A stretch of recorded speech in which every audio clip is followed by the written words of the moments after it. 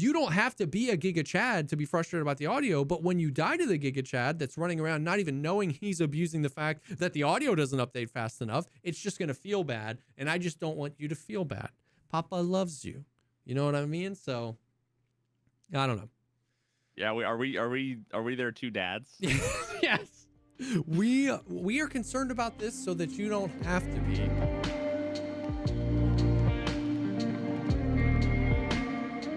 What's up, everybody? Welcome to the podcast, the show dedicated to talking about all the pocket things in life, like music, content creation, and video games. I'm one of your co-hosts, Jesse Kazam.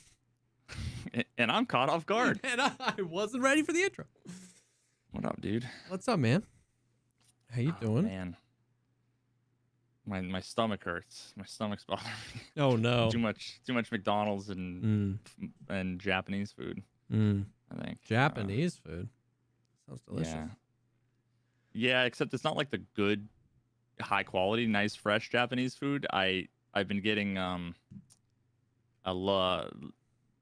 local mall food court Japanese food delivered. Yeah. Because it's like delivered on Uber Eats. Yeah, food I mean, court? listen, dog, I streamed 15 hours yesterday. Damn. I ain't nobody got time for making food. Oh yeah, I definitely totally feel that. I DoorDash McDonald's all the time, but I just didn't know that I guess the DoorDash guys don't care. They'll hop into the mall real quick and pick it up, or Uber Eats or whatever. Yeah, it's just funny. Yeah, and it's not super far. So yeah, for all these Sarku Japan enjoyers, I don't know if that's like a local place. Oh or no, if that's Sarku like... Japan is classic Yeah. mall. When I worked at Apple originally, we were so poor, dude, and sometimes I wouldn't bring lunch, and on my lunch break, I would just walk around the mall food court getting samples, and I would do I would do 4 loops, and just that was it, man. So based. That was lunch, bro. 4 Dude, loops around the food court. One loop, part your hair the other way, like over the other side. Yeah. Another loop, put on a hat. Another loop. They had to have known because I'm in like a bright blue Apple logo shirt, but they gave it to me anyway. Yo, I don't know if this is like a thing. I don't know why this is like hitting me as a memory, but I remember there was a period of time in my local mall where it was like a race to the bottom for all of the like Chinese food restaurants. They were all fighting to the point where it was like $5.99 for 4 sides, $5.99 for 5 sides, $4.99 for 6 sides, $3.99 for 10 sides. We'll it pay was to the you point where they're to like, eat here. Dude, literally, like there was like an arms race at my local mall food court. I don't even remember when this was or how I would have been like going to the mall frequently enough. This must have had to have been like college or something, but I just remember there was a period of time where like it was legitimately the opposite of like a monopoly, like raising prices. It was like competition at all costs. Like we will give you 4 sides as a sample, and then it's $1.99 for another 10 sides with a free drink. That's insane. Those were the days. The good old days. Mm-hmm. Well, what you been up to? I saw you playing some Hearthstone. Any Tarkov this week? Yeah, no, I was playing Magic. Oh, Magic. I was playing Magic, yeah.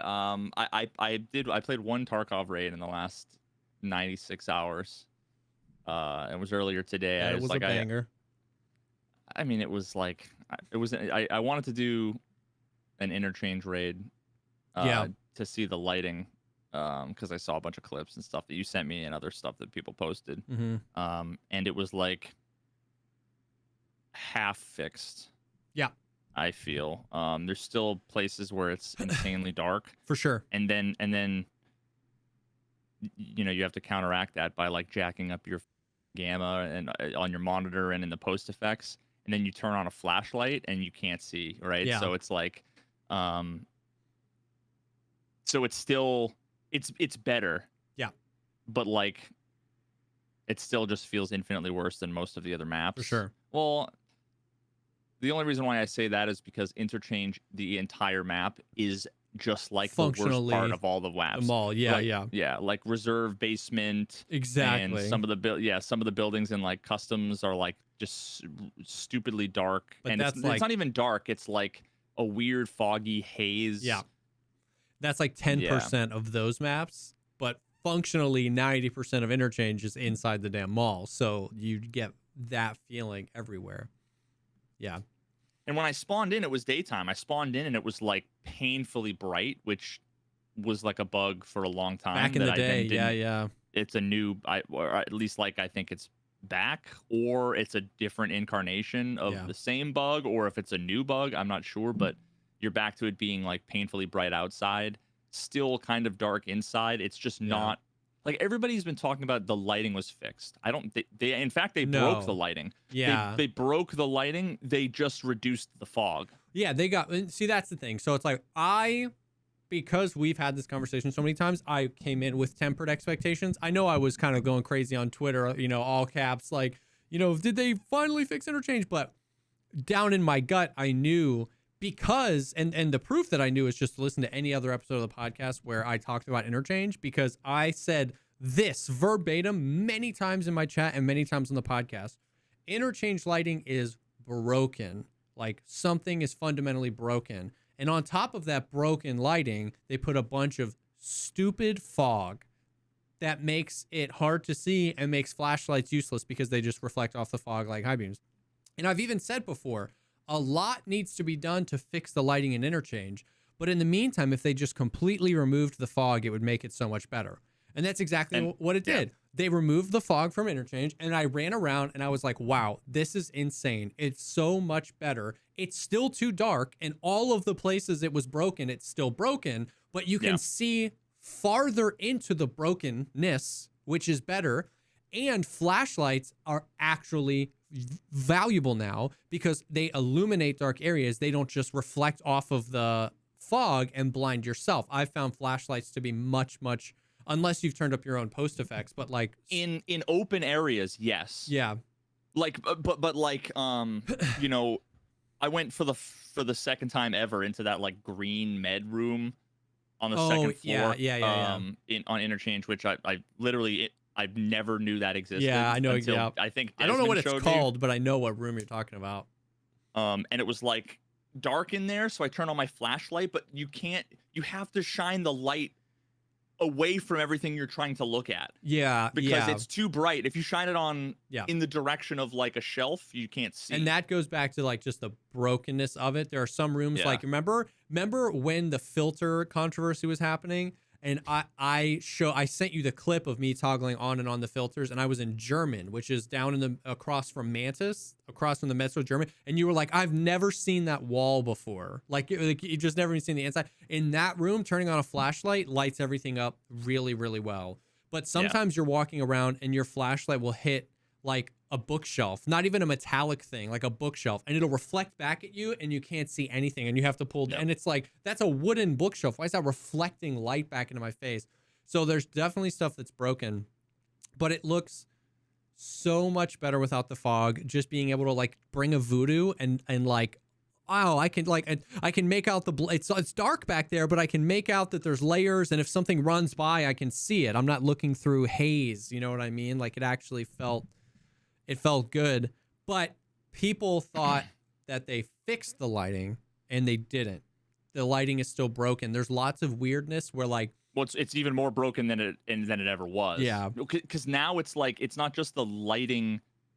Like it's not, so there's two different ways to define the lighting. Yeah. There's like the way that things are, like the way that like light reflects off of things and is dispersed through, like when it comes through the skylight. Yes. But it's like dark on the floor. Like that's one way of looking at lighting. And then there's the lights, like the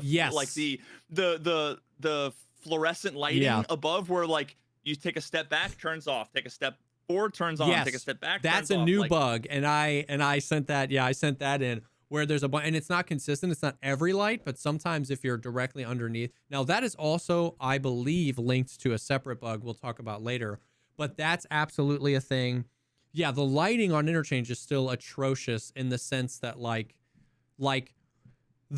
like what we have on interchange is the lighting equivalent of a hot rod on a table in streets that's uninteractable. Like it's fake. It's not real. The skylight lighting, that's just they just painted a lighter color onto interchange. There isn't light coming through because light doesn't interact that way. Light is not, it's not like a laser light where it's like the sun's underneath, so it just only illuminates what's down below, because that's what we have. You can take one step in and it's super bright, you're under the skylight, and one step out and it's like, where is everybody? And that's just not how light works. And so we have some sort of trickery where it's not real. And that also, it's like they pre-baked in the lights. Yeah. Like the static lights, they pre-baked it with like the wrong parameters. And that's why when you like walk over certain things, it doesn't cast a shadow. yes. Some Yes. lights will let you cast a shadow and other lights won't. Yes, because some of it feels not real, just like almost painted on or brightness adjusted. And then similar things, the fluorescent lights are oftentimes just broken too, where this is so interesting. Like if you're underground and you're like looking at through the parking garage, and you know how you can see the fluorescent lights and they cast this really just like cone. It's like, this is bright. If you walk in under one of those cones, you can see farther into the parking garage, which makes no sense. It's like if you're standing under the light, the game is like, it's brighter, but everywhere. It doesn't act like, does that make sense? It's like weird.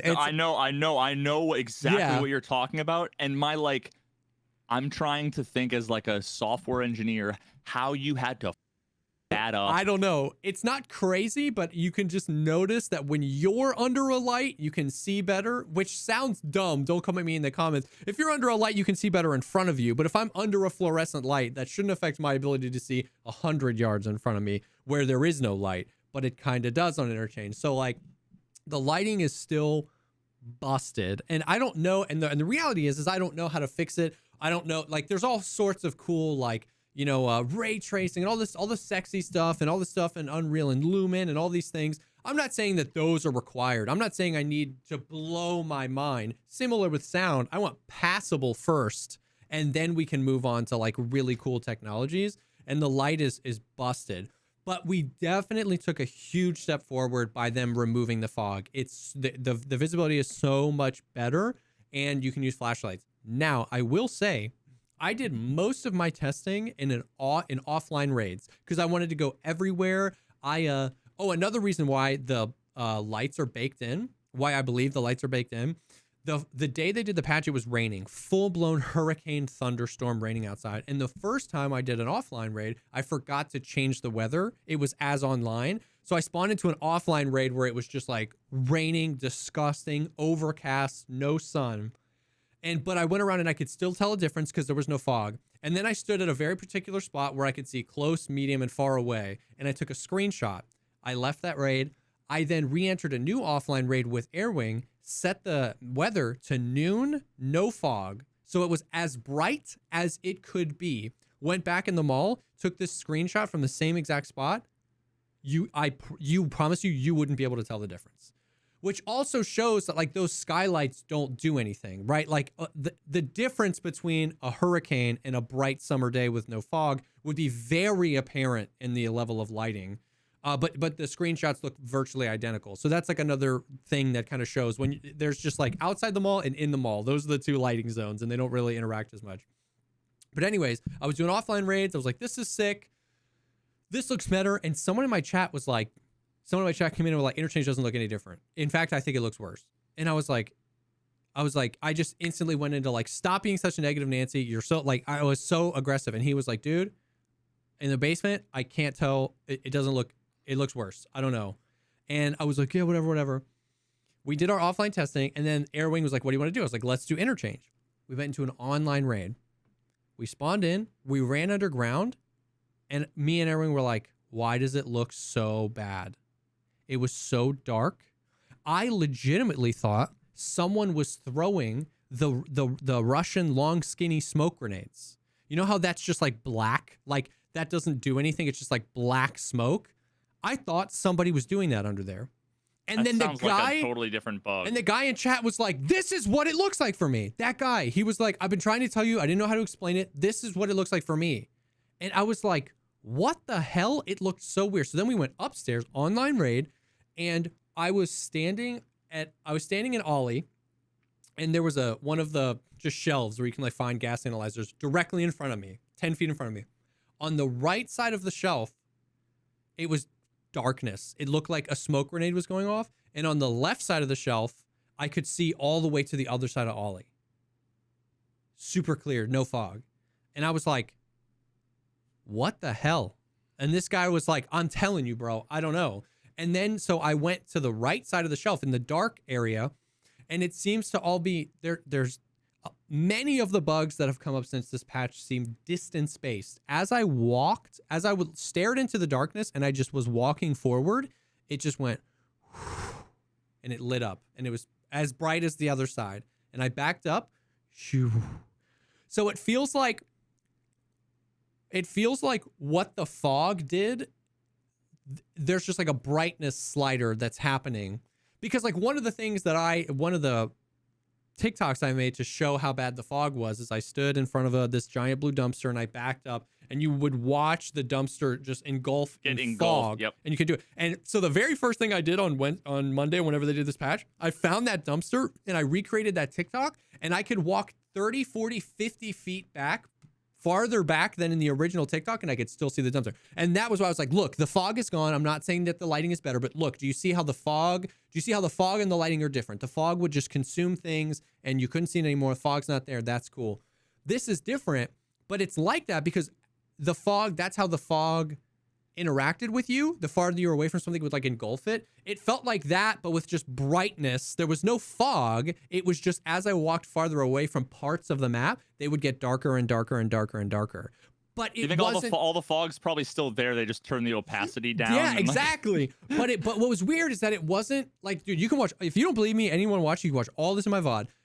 But it wasn't consistent because I would just look the other direction and it was clear and I could see all the way to the back of the mall, just like it looked like an offline. So I don't know if there's an online offline bug. I did multiple offline raids and never had any issues. It was looking so beautiful. And it wasn't until we started doing online raids that the bunker and some of the places inside legitimately felt like the smoke grenades were being thrown. There was an actual interaction, a fight with PMCs where I was calling to Airwing. I said, did you throw a smoke? Because he was throwing the smokes a bunch because he was testing them because they did stuff to them. And I was like, did you throw a smoke? And he was like, no, I didn't. I was like, somebody did right there. Do you see that? And he was like, it's dark over there. I was like, no, but right there. There's no way you don't see the black spot. Somebody threw a smoke. And I walked up into it and all the smoke, and it just disappeared. And there was no smoke grenade. And I was like, what? So it's weird, man. It's inconsistent. All of the bugs. It's like, it's hard to freaking get them to come every time. But there is additional lighting bugs on Interchange for sure. Yeah, a ton of new ones that hopefully they can address. Like the way I look at it is, if they make a change and the change is good and it introduces some negatives, if they can fix those negatives in like a day or two, then as far as I am concerned, the negatives, write it off. It's fine. It's not a big deal. But the problem is what ends up happening is that the negatives are going to be in the game 2 years from now. Exactly. You know what I mean? Like, so, that's the hard part of it, because like, I completely agree with you. I can't agree with you more that the line for me is not, does a fix introduce new bugs?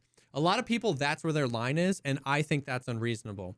The line is, do the bugs that get introduced get addressed in a timely manner? Because what's the thing we say about Tarkov's code? What's the biggest meme? Spaghetti code, right? It's spaghetti code. If you acknowledge that Tarkov has spaghetti code, then if you're intelligent enough, you have to acknowledge that then fixes to the game are going to cause other issues, because that's the definition of spaghetti code, right? Like them doing one fix isn't going to magically fix everything. The definition of spaghetti code is that it's so unorganized on the back end that a fix is going to break something else. It's just, so that's a good thing. That's combing. I don't know why I'm thinking of combing spaghetti, but that's combing out the spaghetti and straightening it back out, right? Is you gotta find the new thing and fix it. The thing is, exactly like you said, when you make a fix and that fix breaks 3 other things, are those 3 broken things in the game for 2 years, or are they addressed in a timely manner? That's my line, because we need to break things if we've got spaghetti code, we need to break some things to fix them. It means by definition, they're unaware of how many things are broken. So to become aware of what is broken, they must fix things, and then that makes them aware of the broken things. So like that is absolutely my line as well.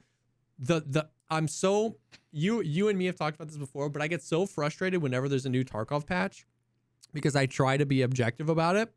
And I'm constantly fighting off the people that come in and be like, yo, good job, BSG. They fixed it. It's perfect. What a great patch. They're so great. And I'm like, I mean, this bug is bad. We should fit with this is bad. This. And then the other people come in and be like, ha, freaking classic BSG. Fix one thing, break three more. This patch sucks. Interchange doesn't even look any different. And I'm like, well, you're stupid too. You know what I mean? And so it's just like, I'm like battling both sides because I'm trying to be like, this is good. This should be addressed. This is good. But yeah, it's been I was thinking a cluster. Earlier today, I had the thought, I don't even remember what the context was, but it was the thought that for the longest time, we've talked about like QA, and there's the meme that everybody has where it's like, what QA, right? Yeah. Like how could this get past QA? Yeah. And it suddenly occurred to me that that's not like necessarily the problem. Yeah. A lot of times what ends up happening in software projects, and I'm now that I think about it, I'm just far more inclined to think that this is the case, that where QA, they probably find most of these obvious things, and what all QA does is report the bugs. Yes. And then the developers and the decision makers, the product people, the managers, the whoever, depending on the structure of your company, are the ones that sign off on whether or not the fix goes in, and then prioritizing whether or not the change goes in that introduces any issues, and if it's better or worse.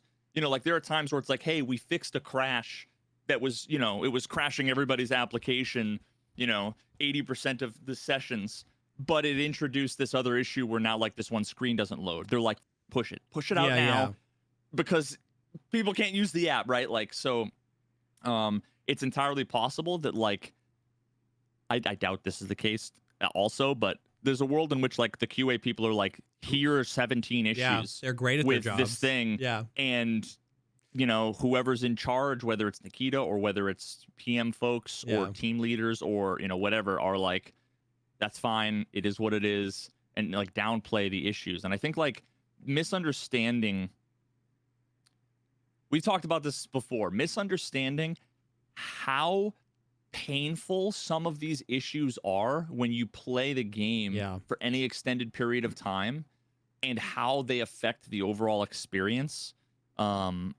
It's so easy for Nikita to think, oh, okay, so you mean there's like some weird flickering lights in a few places? Whatever. It's better.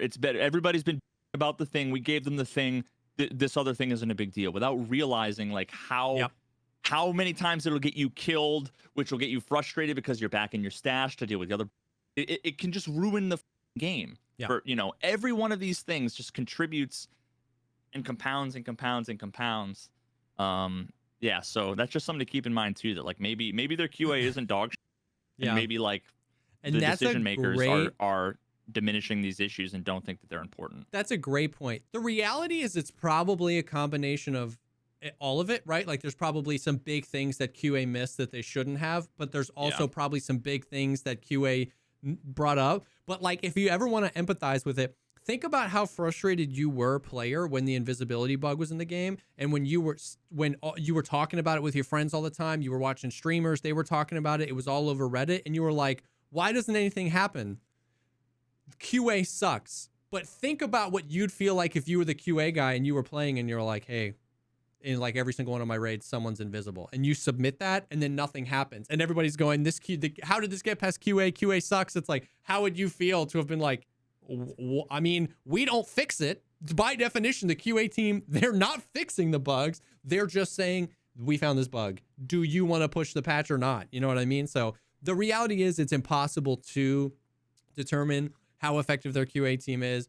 and stuff like that. But I do agree that there's an important point to be made there, because when we misunderstand how game development works, or how like those things are structured, and we just blame the wrong people, that doesn't help anybody either. But similarly, what you said is also true when you get into like the, quote unquote corporate side of things. If you're not somebody that's actively playing the game and you misunderstand how big of a bug something really is, that's pretty detrimental too. Like, not even just a bug too, like user experience stuff. Yes. Yeah. That's probably like one of the most egregious, like that. The whole UI of Tarkov feels like it was written by a guy just trying to check things off a checklist. We need a UI for this, I made a UI for that. We need a UI for this, I made a UI for that. And not like, how do these UIs come together to create a cohesive experience? So yeah, it is hard to tell with like QA and stuff like that. There are definitely like, and the good and an interesting part of that is like the sound, right? Like, I can't believe that they put Oculus, like I talk about this all the time on stream. I can't believe they put Oculus audio in the game, or switch to the new engine without adding the occlusion zones to 3 of the maps. I can't, it made those 3 maps completely unplayable, and that is crazy to me. That's not QA's fault. Like, everybody knew. Everybody from top to bottom of the food chain knew that that's what they were doing. It's not like that slipped past. But to me, I'm like, that was an egregious thing. Like, they should have just waited and waited to migrate the engine over. I don't know, until they had it all. Because even with the change that came on Monday or Tuesday, I don't know, I think Tuesday, they didn't address interchange. So now the manual occlusion zones are everywhere but interchange. Yeah. And it's like, the map that they just like motivated everybody to go play. Yeah, which, understand, interchange might be more complicated than X, Y, or Z because of how many. There's a lot more, whatever. No, there should just be like 3 occlusion I know. zones. At bare minimum, there should literally floor, the old school floor, factory basement. ones where you would just like, as soon as you'd peek your head up, you were in the new occlusion zone. Even that would be infinitely better than what we have. Because you'd have like 4 escalators, and that would be the only places in the world where it would ever be relevant. Exactly. So I don't understand why they put that in, but that's surely not QA's fault. It's not like, you know what I mean? So it's, but there's a difference too between like, there's different kinds of QA people, and I've worked with all kinds of. I remember we had a QA guy. His name was Ravi. He was everybody on the QA team when I was in the robotics industry. They were all from India, and they were all the fucking greatest, smartest, best QA team I've ever worked with. I know, like, you know, yeah, I'm not even gonna get into any of the unfair biases and prejudices that folks have in the engineering world to people from all over the world. But needless to say, they were fantastic. They were the types of people that would, when you would say as a developer, hey, I just finished this feature, can you look into A, B, and C, make sure that's working? They would say A works, B works, C, there's this one specific edge case where if you do this thing that 2% of the people will do, it breaks. And then also D and E are issues that you didn't think of. And it was like, thank you. yeah. Oh my God, because I don't want my to break. You know, like so I'd go in and fix all the things and add the unit tests, and it was like fantastic. And then we also had a couple people over the course of my career where you'd have QA folks that would say, everything's fine. Yeah. And that, as an engineer, when you do something even remotely complex and the QA team goes, all good, that's when you're like... It's like stressful. More stressful than feedback. I'm like, everything is good? Like, you should be able to break everything, right? Yeah. Like, even if you have to do the most ridiculous thing, like, QA's job should be to break it in every possible way. But so the other piece of this is going out of their way to really think about what the experience is going to be. Like, that's above and beyond QA. I bet you they do all these changes to the audio, and they probably go through an offline raid, like a QA guy, an offline raid with like bots turned on, and they run around and they think like, okay, everything's fine, like nothing, it didn't crash, everything seems like okay. So many people, as we've established before, are just ignorant about how sound works, about all these things. So they're like, it doesn't seem broken, everything's fine. There's no crashes, no Yeah. nothing, without actually doing the things that like I do when I do these science videos, Yeah. where it's like run left to right. I'm gonna turn my back, like Yep. Up and down stairs where Yeah, the pressure points have been. yeah, Not where just what's it like to be on indoors versus outdoors, and there's a window where there's glass, or when the glass is shot out, or when the door's open, like all of these things. Like if you want to do all these cool technological things with the sound and all this stuff, using all these frameworks that are supposed to do really cool, you should like. I don't know.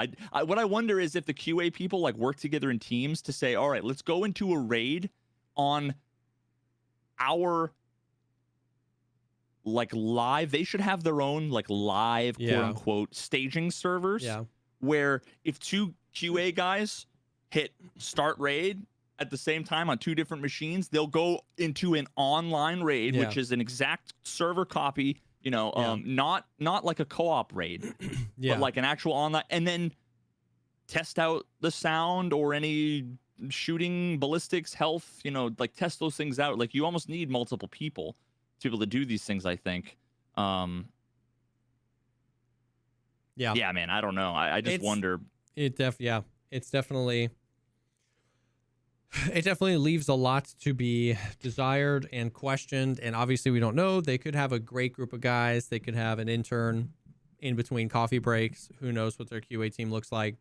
Like, for me, it comes back to, like, for all the people, some of them were joking, some of them were serious in chat being like, well, it's a beta, we're QA. You know what I mean? It's a beta.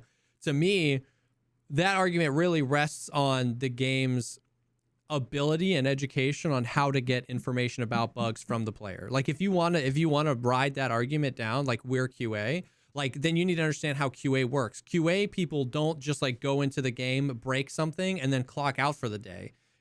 The QA departments, it's their responsibility to then detail and document what broke and give it back to the engineers that worked on it, right? But the game, that's how you report your bugs. But that's what I'm saying. The game doesn't educate its player base on how to report bugs. Its interface with reporting bugs is the most ridiculous thing. And when you report a bug, I mean, in the middle of conversation on a bug I reported that I feel like is from Fairy Tale Land. I can't even.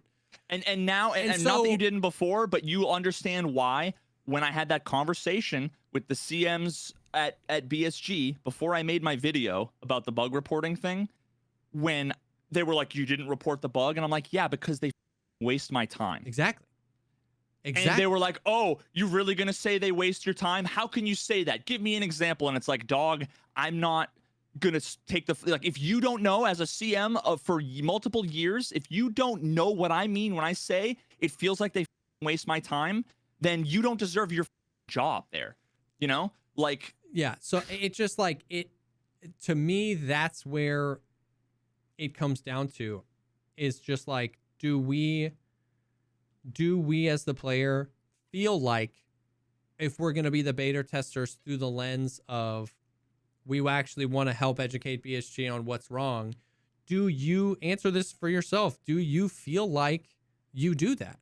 Do you feel like you like educate? Like I feel like, and because there's a really bad system for reporting bugs, and because that whole system is busted. It's not broken. You can report a bug just fine, but it's like, in my opinion, a bad system. What they've done is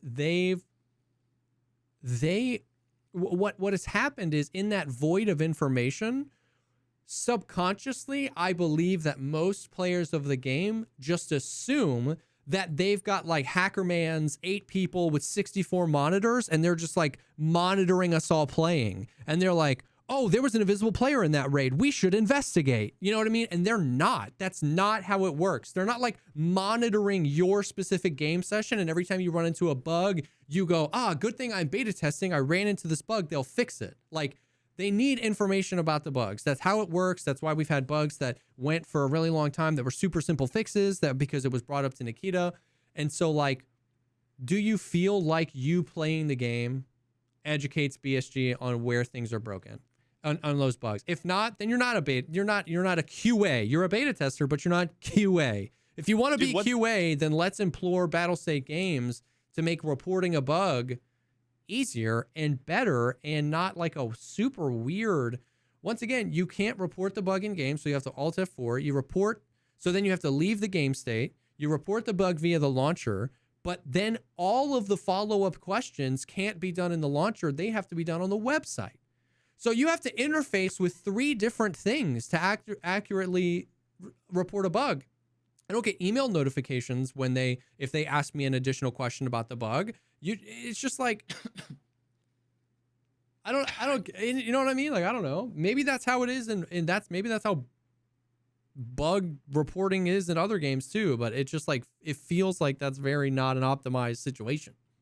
No, I mean, like the people that say that, you know, we're all the QA testers, so you know the problems are with the game or with how we report them or whatever it is that people are saying.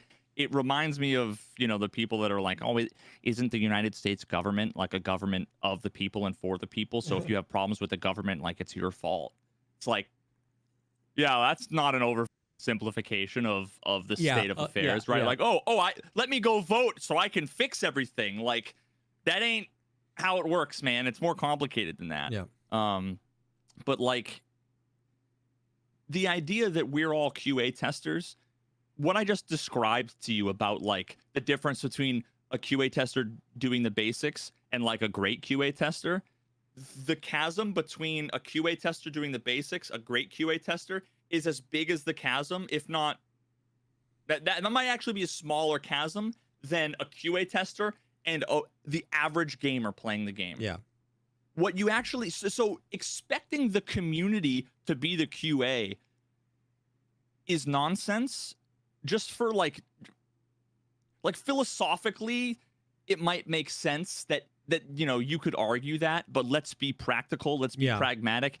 It's a giant waste of time. What's far more useful is getting a small subset of very knowledgeable, experienced people to be able to do that stuff. And I mean, you don't even need to like reward them. But I remember we had a few people that were like really technical when I was in the robotics industry, really technical. One of the guys was like, he was like the head of the UX team. Yeah. He wasn't like an engineer, you know, but it was like smart enough that he knows how to break things and know how to test things, but also removed enough that he's not a QA guy and not an engineer and is closer to a normal user, but with a technical background and background knowledge about the product and the engineering. Yeah. So that you could sit down in a room with him and be like, hey, I did A, B, and C. These are the steps to reproduce. It seems like there might be an edge, you know, like that's why, like what I hate to say it, but like, if I could sit down one-on-one with a developer, you give me an hour, I will give them infinitely more information about 2 or 3 major issues than 10,000 random people playing hitting games submit and bug. reporting bugs. Yeah. I'm sorry, it's just the case. No, That's just the case. Yeah. I know what information is going to be useful. I can communicate it without the middleman. And that's not a ridiculous thing. You literally have a background in software engineer and I don't. Of course your feedback on anything is going to be better. And the thing is but you could too. It's like, it's power users. Yeah, true. That makes sense. There's the fact that you have a software background, but then what you're talking about is more like somebody that 6,000 hours in the game versus 100. I just know how to break things in Tarkov a lot better. When they do a patch, I know like when they do an audio patch in on Shoreline, I'm not running around the pier. I'm going right to the resort to this staircase where I know it was busted. But that's the thing, is that like there's layers to it. There's layers to it. Absolutely. There's like stress testing. Like a big thing in the Star Citizen patch was that like they knew the patch wasn't ready, but they couldn't get enough people to play on their like, it's called the PTU, where it's like where they're testing a new patch. They couldn't get enough people to play. So they just pushed the patch and it broke because it like everybody was playing and there was like stress testing. And there's a certain amount of that you can only do with just in a live environment with people. But there's layers to like the amount of feedback. Like, so a few messages were saying like, somebody said like Satisfactory used something for bug reporting, which is similar to Reddit with like upvotes where people could do it. And Rust uses something similar. Like something like that would be really valuable in Tarkov, where like if the community could like all attach, if the feedback from the majority of the community could just be, I experienced this bug too a lot.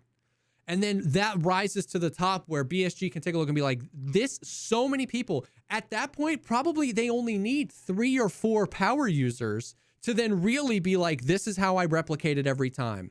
They can, like you said, they could get enough information from a few QA testers or a few power users, but to actually be able to equip the community at large to be like, are you experiencing this bug frequently? Yes. Because that'll help them prioritize. But that's exactly what I'm saying. They'll help prioritize and it'll help point them in the right direction with investigating. Because once again, we talked about this last week. We get the patch notes and like, you know, the invisibility bug was in the game for 2 months, but we get patch notes. It's like fixed an issue where sometimes when holding a Scar L northwest, a bear's middle finger would pop out. And I'm just like, how did that? And there might be a regular explanation for that, but just like equipping the player, like, you know what I mean? The hive mind to do what a hive mind is best at, which is just like populate and bubble ideas.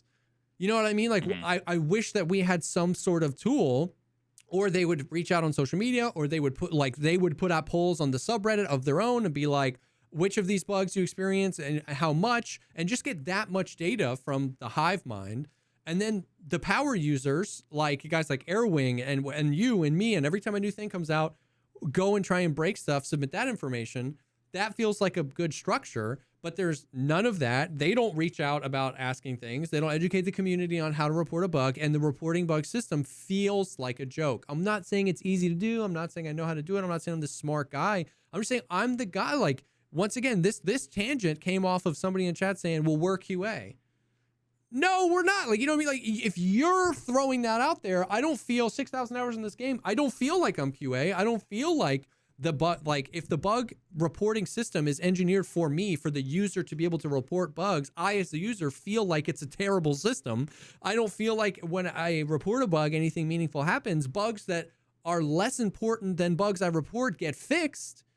So it starts at the top, right? It has to go top and trickle down. If you want to leverage, if you do want to leverage the community as a pseudo QA, it starts up there. You have to create a better bug reporting system, and then you have to understand the people that you're working with and use some sort of like Upvote or Reddit and actually leverage. They don't have to do anything, obviously, but no, but do they want to? Oh yeah, I don't know. I think that's like the older I get, the more experience I get with Tarkov, the more cynical I get with like, and I've always been the one to reject the whole, well, they don't care, they're just in it for the money. Yeah. I won't say that they're just in it for the money and they don't care. Like, all they care about is the money, but I will say that to say they don't care, all I'll say is that that's a sentiment that has gone from having no meaning to now it has a non-zero meaning to me. Yeah. I'll just say that. I won't full-blown say none of them care about anything. Yeah. But, you know, it's like, you need to show me you care. Yeah. By doing some of these bare minimums. That's exactly, yeah, that's what I'm saying too. Yeah. And it's like, I agree where I wouldn't say they don't care, but like, the longer I play, the more I feel like X, Y, and Z are low effort, quick to implement, and high yield when it comes to either community education or community goodwill. And I had that idea 2 years ago, and last year, and 6 months ago, and a month ago. And there comes a point where it's like, oh man, like, I'm not saying they don't care, but this really easy thing they could do could be a win-win-win-win-win. It could empower the player. It could leverage the community to fix more bugs quicker. It wouldn't take a lot of dev time. I'm not saying they need to watch all my videos and do what I'm saying. I'm just saying, yeah, exactly. It's like, show me that you care, that you want the bug reports, that you want the cheater reports, that you want the, I don't know. Dude, it's wild because like there are so many things to me that seem like such obvious. Now I know not everybody agrees with every one of my takes, and that's fine. I would like to think that the majority of the things that I say about the game, you know, maybe not necessarily like balancing things or whatever, because I think a lot of those are subjective. Yeah. But when it comes to the way that, you know, some features should be designed or the experience should be for some things, you know, like selling on the flea market and you know, other things, I feel like a lot of those things, most of the folks in the community agree with me on, and a lot of them are really easy, massive wins. Yeah. That the fact that, I mean, just dozens and dozens of these things are like, it's like free goodwill, where if you implemented these things, everybody would be like, oh my God, BSG, we love you. Like the recoil thing. Yeah. So many of those, like everybody wants to forget. They already forget how significant of a change that was, and how literally 500,000 people saw my video at least and were like, oh my God, this is the greatest thing to happen in Tarkov in the longest time. I wish that they would just like believe me or understand. Like how do you square the circle? Is it pride, ego, money? Do they not understand? Do they not care? Are they not capable? Like, why are they not doing these easy things that the community will love them for? Yeah. And yet every single time there's a big update with fixes, and you guys should all be excited. Nothing there except for one thing, the fog, which they kind of half up. Yeah. None of those things are any of the things that I've ever remotely come close to talking about for the last 4 years. Yeah. And it's not just do what I want. No, yeah. But I'd like to think that like me and a lot of other people for sure are like a funnel. Like, all of this talk, I don't want anybody to get the impression that we're trying to say that streamers are special. No, not at all. But we come from a position where we hear tons of people. It's like we're like a funnel. It's almost like we're the community managers, but we just don't have any connection to the actual development, right? We have a perspective of we're power users, but also we have ourselves checked all day long. Exactly. Constantly by people saying that's not an issue. A lot of our opinions either come from the community, where somebody says something and I go, oh, that's really interesting. And then we flesh that out for a few hours and we arrive at a more fleshed out version. And it seems like Jesse Kazam's idea, but it was like all of our ideas. It's a survival of the fittest of or ideas. It is my idea, but it's been refined by the community. Like a lot of times I've done what you do. I have an interesting idea for something. I run it through a script. I make a video about it. I talk about it on chat, and ultimately 20, 30, 40, 50,000 people make input on it. And then that also refines my idea. So it's not that streamers, it's that like we're kind of like just the boiling point for each of our own communities. And also, by the way, that's why... The Electoral College. Yeah. That also, by the way, some of the best ideas for changes to come to this game I've ever seen have come from Reddit. Now, those things often get upvoted really, really high, and then just immediately some sort of drama drowns them out, right? You know what I mean? But like on some level, that like the Reddit is also a really cool place for the community separate from any sort of streamers to like pose an idea, and really good ones bubble up to the top and really bad ones get pushed away. And like you said, how do you square the circle? I don't know. Like, is it, exactly. Is it competence? Is it indifference? Is it that they don't understand? Is it that they don't have time? Is it that they don't have money?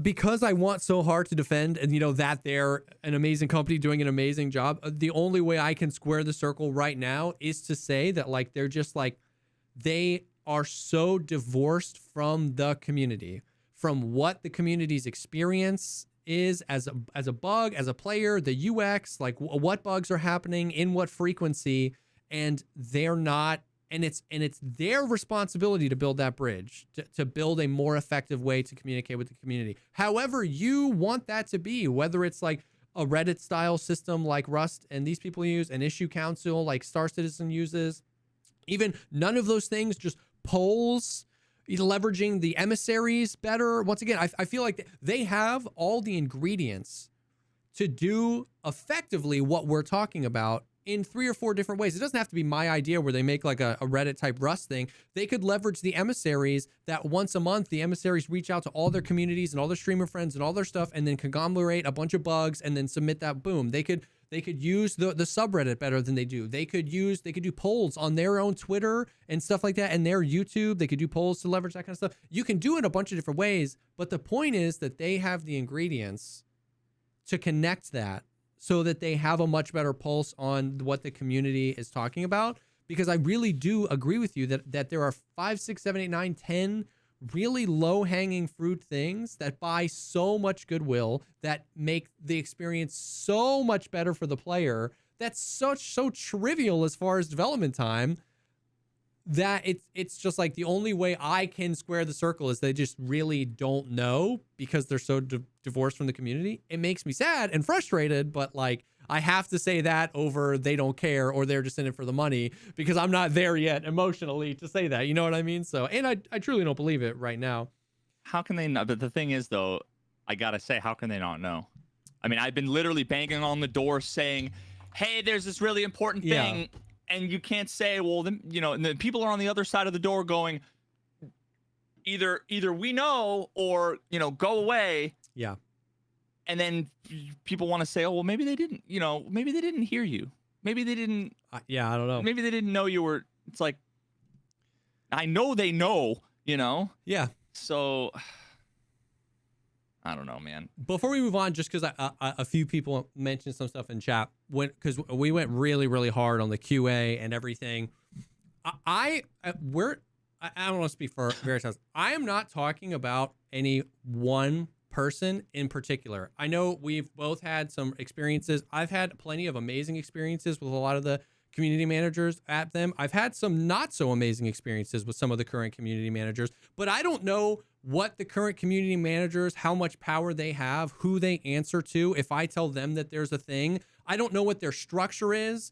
I'm not saying that I'm defending. I'm saying that everything I said, that we said about, like, that's why I tried to word what I said about all that stuff through the way I feel as a player that's put 6,000 hours in. I said that I don't feel like anything I do matters. I feel like the system is bad, because I have, and I'm not even trying to like save face because anyone's going to get mad at me. I'm just saying that, like, my whole thing is understanding of where I'm ignorant, and I don't know how their structure is. I don't know the people that I've interacted with, who they interact with, and who their boss is, or how much pool they have, or how many of them they are. Like I said, I've had some great experiences and some not great experiences with some of them, but what I'm trying, the way we tried to phrase it, and the way I tried to phrase it, was that either way, it feels like the devs are completely out of touch with what the community wants, and that is just how I feel personally. So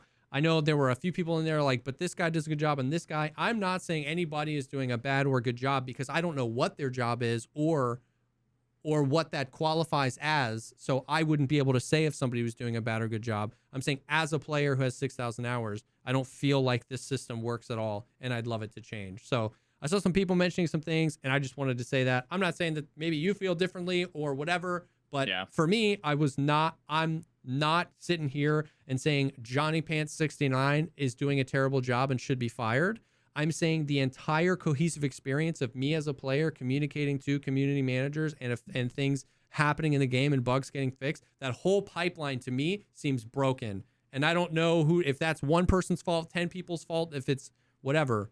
But as a player, I feel like it's broken. And I will stand behind everything I said, but I just didn't want it to come across as some people saying that we just think this person sucks or that person sucks. I personally think it's more complicated than that, and I just want to be clear about that because people are making some comments.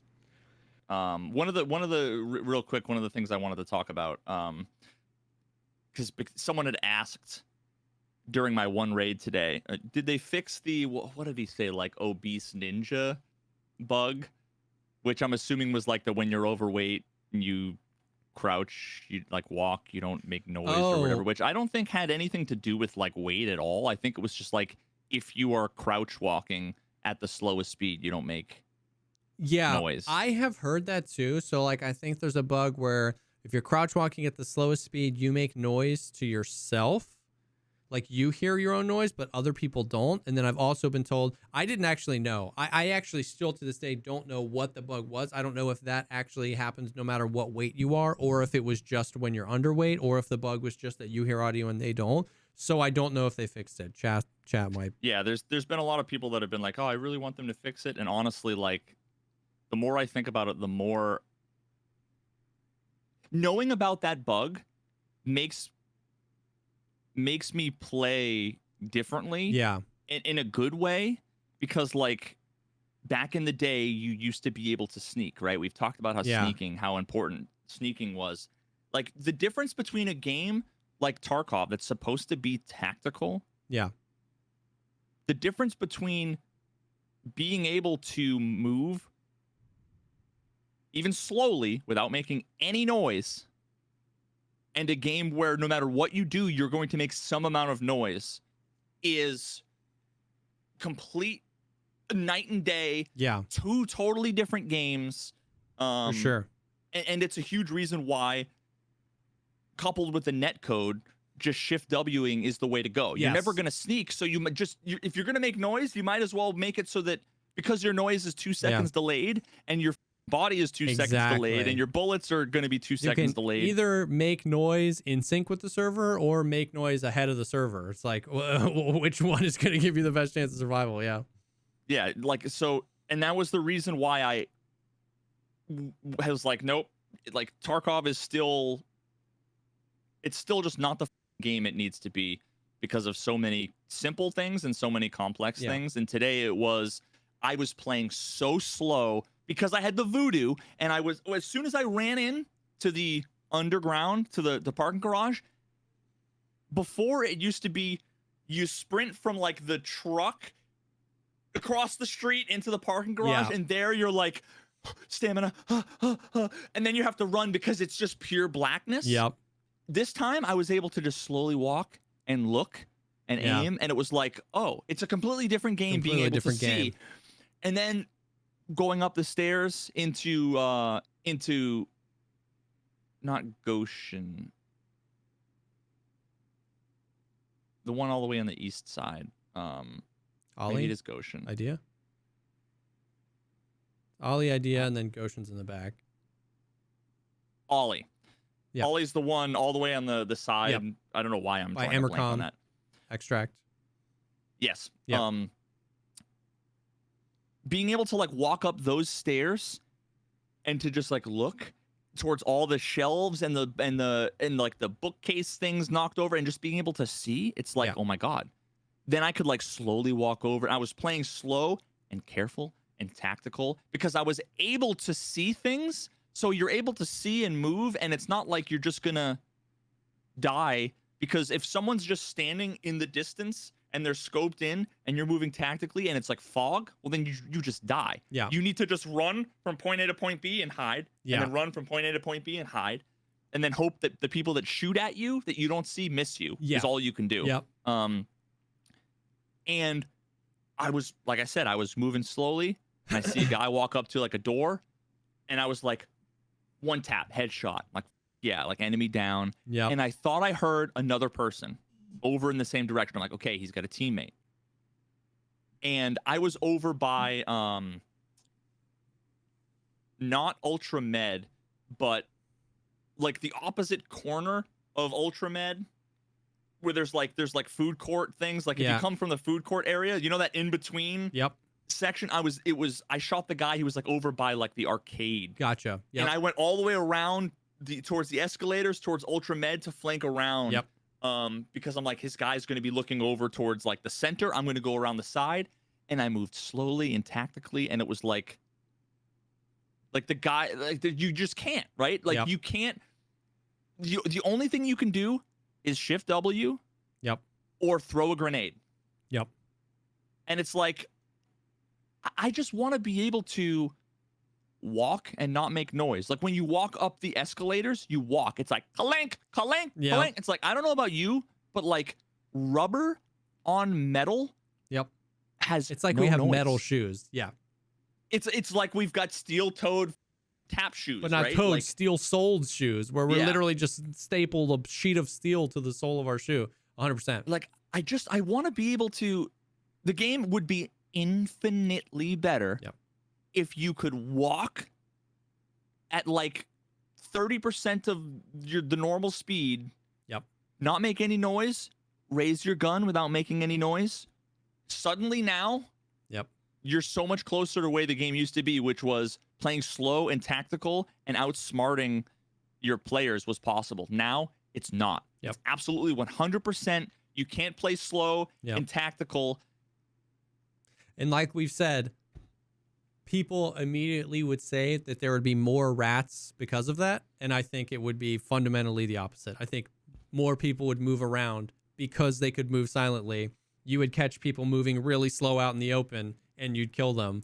Like, you know what I The mean? dudes Like, in the raid series weren't rats. it doesn't. They were moving exactly. tactically and quietly. It doesn't get more ratty than what it is right now, which is hold an angle in perpetuity until someone peeks it. Because if I move an inch, I broadcast my location for 3 square miles. If I could actually move around, people would actually move around, and people would move around the map, and it would feel less. Yeah, it's just like it like. And the guy that killed me, his buddy, was crouched in exactly the inch that I thought I heard the sound earlier, Yeah. and I took 7 minutes to flank around. He didn't move, and then you know what happened? I was coming up to the corner, and I'm like, I still think the guy's here, but I don't have nades because it's too expensive to buy a ton of nades and just die before I throw them or die when I throw them. So I'm just not gonna do it. And then I'm like, I came to the corner and I said, my best chance of winning this fight is to shift W and point fire. Yep. And I shift W'd and one tap with the SKS right to my face, even though I was wearing class 5 helmet, class 5 armor. Yep. I had the 60 round full of 995 with like the 200,000 ruble modified M4. Mm-hmm. All the meds, my Salewa, my Propital, none of it mattered. I shot one bullet, got a headshot on a dude. I played tactically, and it's like, Then he shot one bullet and got a headshot on you, and it was just like, yeah. And people say that's Tarkov, and it's actually not. Yeah. It's actually not Tarkov. yeah. It's not because what Tarkov was. It's not how they depict Tarkov in the raid Yeah. series. It's not how they depict Tarkov in the trailers. It's not how they describe Tarkov on the website. Yeah, it's not. It's just it's the Tarkov you play, but that doesn't mean that it's what they want. You know. Yeah, and anybody that says it is, like they are in chat, and I guarantee people are in the YouTube comments, Yeah. they're going to say that I played it wrong or that I just got outplayed, or like you're fine to think that. Yeah. It saddens me that you just don't understand. Yeah. Like, if you just want to disagree with me and call it a skill issue, like, you are all like, Yeah, you're by all welcome means, go to for it. Yeah. You're welcome, but you are simply misunderstanding Yeah. like something so fundamentally important to the game Yeah. that And what Veritas isn't talking about is we should remove the ability to get one tapped, which is the reason I'm saying this, because I know that that's what a bunch of people heard. A bunch of people listening, they were like, oh, Veritas got one tapped and he doesn't want people to get one tapped. No, that's not at all. And I'm not even going to re-go over and re-explain what you said. If you got to the end of that story and you thought that's what Veritas said, click off this video or skip back 5 minutes and rewatch it, because that's or pause the video and reflect a little critically bit for a few minutes. Yeah, reflect a little bit on the things that I said and what I might mean about like how the game is if you're able to move quickly and confidently and tactically, but slowly but like reasonably. I don't want to sprint full speed at 100 kilograms and not make any noise. Yeah. I don't want to be, but like, think about how your inability to be covert, Yeah. how that incentivizes silly, exploitative, unrealistic, unfun, not tactical, honestly absurd in the context of Everything. you want to survive and you should care about your life and all of these things, right? Like the game. Yeah. Yeah. I completely agree. Okay, so we can talk about some of the other stuff that came in the patch. Apparently, they adjusted the skyboxes on all the maps. I don't know what that even means. I don't either. Here's what I know, and then chat can, I guess, tell us if they. every map I played that day, I was like, it looks different outside. Do you agree, chat? And chat would be like, yes, it looks different outside. And then I saw some people on Twitter tweeting, these new skyboxes look great. That is the extent of my knowledge. Once again, I'm very aware of my ignorance. All I know is that it looked different everywhere. Just a little bit. Just the colors or the shade or the sky just in general. And I would have some people come in and be like, yo, look up, look at the sky. And I'd be like, it doesn't look, I don't look at the sky and go, oh, that's it. I don't know. But then I saw some people tweet like, man, these new skyboxes are sick. And so I'm loading into a raid. I have to see. It just looks different. And I did the one really interchange raid. It. Yeah, and the sky was just white. Interchange would be complete. Yeah. But like, go to like a shoreline raid or a woods raid or something. I went to customs. And ooh, I mean, okay, so it's been a long time since I've paid attention to the sky. All I can say, I don't know if it's like nice volumetric clouds. Oh, the cloud. I mean, this is one of those things like it could be placebo. It could be. I mean, I've always thought that like the sky looked nice in Tarkov. For sure. But like the shading and the clouds and like the color, it's like on customs right now, it's like a nice deep blue. Yeah, I don't know. It does look different. So that's something that at least I remember. So that's something that people have been mentioning, and it was like, cool. Like nobody's really been hating on it, but some people have noticed. That's also one of those things like that had to have been like a non-trivial thing. Yeah. So why they didn't even list it in the patch notes, bro? But like, why though? Like, I'm not even like mad they did it, but it's like, I don't know. I just can't not get frustrated when I see like this. Not that it's not good, because like, cool, man. But like when I, report a bug and people want to ask me, or they want to say it's a known issue, and it's like, okay, well then why is it not fixed months later? How long has it been known for? Yeah. When like, oh my God, there's the whole like, oh well, the people that don't do the net code are not the ones that do the skyboxes. No, but the people that do the skyboxes are probably the ones that do the fog on interchange. Yeah. Right? So it's like, what the have they been doing? Put twice as many people on fixing the fog and the lighting on interchange, and then fix the skyboxes a month from now. You know what I mean? Yeah. So it's like, what the are the priorities, dude? Yeah.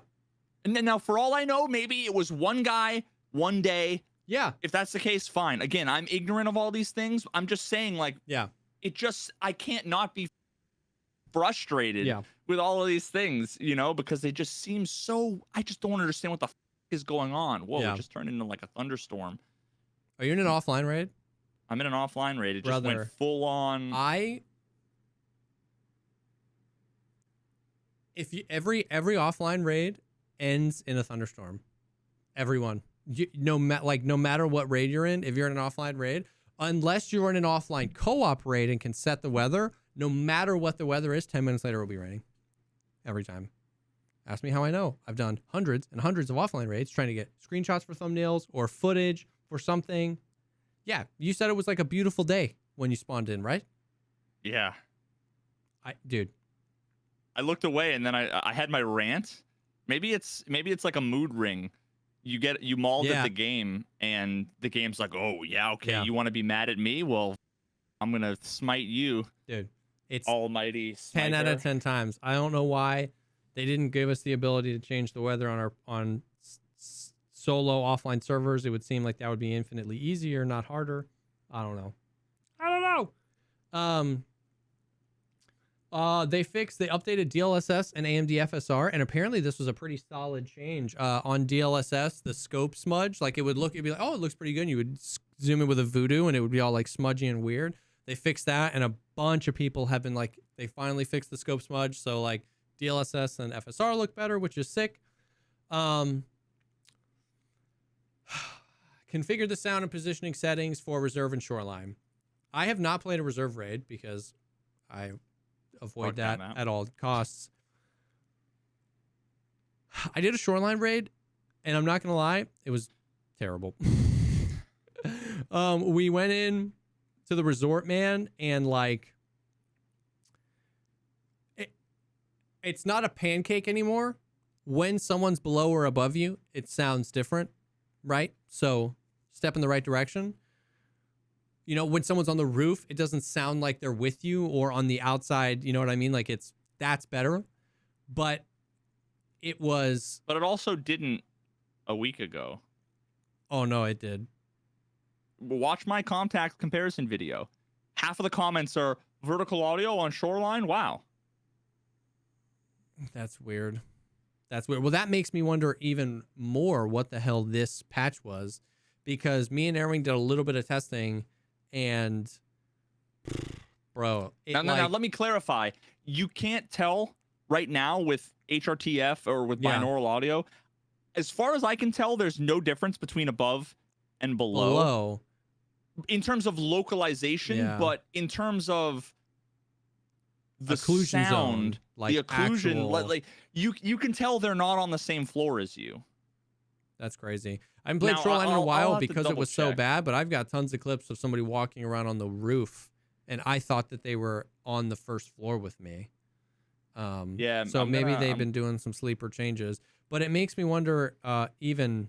It might be in different places. Yeah, that's very true. I could have experienced a bug. There was like a place where, but like, man, I only did like 5 minutes of testing with Airwing, and we had a bunch of bugs where like I'd be like, okay, I'm on second, right? Run up, run underneath me on first, and then run up the staircase. And he was running underneath me, and I was like, oh yeah, chat, like that sounds good. He's below me. He runs up the stairs, and he runs onto my floor and never changes occlusion zones. He's running in circles in front of me, and it still sounds like he's below me. He's muffled. Bro, that's how reserve has been since the wipe. It hangs onto so an they've occlusion. Regressed? That's what I'm saying. So it hangs onto an occlusion zone sometimes, but like we did that test 3 times. Sometimes he would come up upstairs and it would change exactly where it was supposed to. Sometimes it would hang for a little bit and then it would change. And then a few times it would just hang and he would just be in that occlusion zone forever. And he could run around on the second floor and I'm watching him run around. I'm 5 feet away from him, but it sounds like he's below me. So like we did that for 5 minutes. We did a few things, like all of those buildings where like there's like elbows and stuff like that and hallways. It really shows how like binary off or on their occlusion zones are. I don't know if you saw my TikTok. I didn't post it to Twitter. I should have. But Velian had disconnected. His chat alt F4'd him with a bitbot. But he was running full sprinting in place. I was on straights. And so I placed an ATM machine between us. I was standing. I wasn't crouched. And I was looking at Velian. And he was fully muffled like he was outside. And I would lean.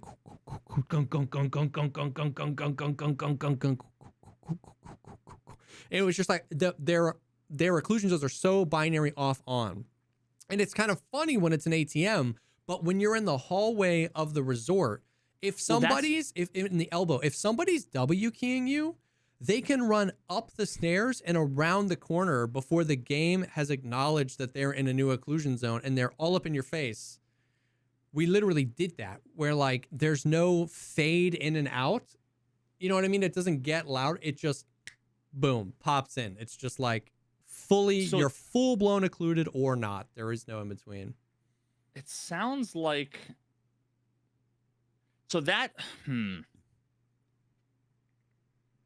like there's no way. I pulled up your TikTok. I want to see if I can find. It was relatively recent, the one with Valian. We were on streets. Step 1, Scooby-Doo, all right. No, okay, not that one. It's got 73,000 views. So look for that number of views. 73,000 or 7,300? 73,000. 73. Oh, audio is totally fine. So what that is to me is that I think that's two things combined, and it's the occlusion, the logic is probably if you are in two different occlusion zones, cast a ray between you and the person, and if there's anything in between, assume it's a wall. Yeah. And not a window. Yeah. That would explain how you can, because I'm watching it. He's on my laptop, so I'm not gonna show you guys. Go to Jesse's TikTok at Jesse Kazam, and watch all of his TikToks because they're great. But yeah, so you're on the outside. Sorry, you're on the inside of one of the like grocery stores or whatever. Yeah. Where it's all windows, but all the windows are broken. Yeah. And Valiant is outside running in place. Yeah. So the audio, it should be like totally fine. Just totally normal, fine, basically. totally which it clear, is, normal. Unless Yeah. And then if he leans in and out from between a like, you know, chest high ATM machine, it's occluded and not occluded, and occluded and not occluded. So yeah, I mean that to me is, they probably have really, but see, like, here's the fucking thing, dude. That's the way that like BSG would do audio. Yeah. And not the way that like people who wrote the Oculus audio would do it. Yeah. Like that is the most primitive, basic. Yeah. That's the shit that a high schooler, when they wanted to implement like cool 3D audio, would do on their like midterm project. Yeah. But people think it's Oculus audio. An Oculus audio dev would watch that clip and cringe. You know what I mean? Maybe it is. Maybe they implemented Oculus audio wrong. Maybe they have half Oculus with their own that they wrote on top of it, or maybe half Oculus, half of their own that they wrote 4 years ago. Yeah. I don't know, man. I don't know either. But it's like, but God, it's so bad. But like in the resort specifically, all of the little bugs in the audio can present themselves in a sequence together, making it impossible for you to know that an enemy's coming. So you get the weird stuff with staircases. So like a great example is by like West Wing 301. That's the LEDX room. A bunch of people, you know, go do that. And you know how like there's the hole in the ground between the two staircases. So like if you come up, man, this is so niche to Tarkov. Which wing is this? West Wing. I think you're literally talking about the one that I have pulled up on my laptop. West Wing, 3rd floor. If you come up the spiral stairs that are on the admin side, so the north side of the map, and like you were going to go to 301. Yes.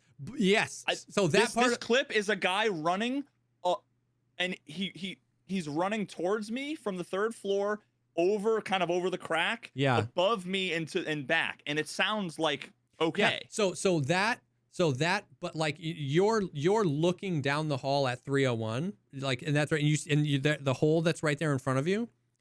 Mm-hmm. Imagine if I'm standing just on the other side of that hole, looking back at you, right? Okay, so just like that's where my character was, because you did that contact science. You did that video before they did this patch, right? When was the patch again? Like Tuesday. So 2 days ago? Yeah, 2 days ago. Yeah, this video was I put out 3 days ago. Yeah, and I made it. And you made it a few days. So so 2 days ago on Tuesday. So I'm standing at that in West, at the other side of that hole in the floor, and Airwing runs underneath, and as he passes by that hole in the floor, the audio does exactly what it should. He's muffled, and then I hear him because I can see him. There's nothing in between, and then he gets muffled again, and you're like, cool. And then all of a sudden, he's in my face. And he had run up the spiral staircase and just run in a beeline to me. But because the staircase audio is weird, and because sometimes it hangs on the occlusion zone even once you're up the stairs, and because the wall, the L of the wall, even if you're standing in certain spots where you're looking down, you can see the enemy, but because whatever ray is cast hits that wall between you, you're muffled.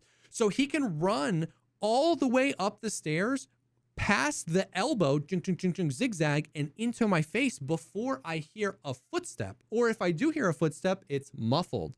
Because it's like there's like netcode delay of like positioning, but then there's also like a delay in when you transition occlusion zones. And so Resort PvP right now just went even more Shift W because you can actually convince people you're on different occlusion zones. And then because of whatever happens with the ATM, where sometimes it just says, well, just draw a line if there's anything in the way. There are actually instances where you can see somebody, but their audio is as if they're above or below you. And so it's like, because of how tight and close quarters that combat is, where in 3 seconds you can completely transition floors, you can go in and out of like elbows and in and out of rooms, it cannot process all of that fast enough, and it's scuffed. Dude, if you're just doing a blind test, being like, run above me, you're like, that sounds pretty good. But in a combat situation where it's like boom boom, jump on a balcony, boom bam bow, it's too many things, and it's scuffed. Did you ever see either my videos or anybody ever explain the BLJ in Super Mario 64 and how people get past the infinite staircase? It sounds so familiar, but I forget if you have explained it. Because honestly, this seems like it screams the same flavor of bug.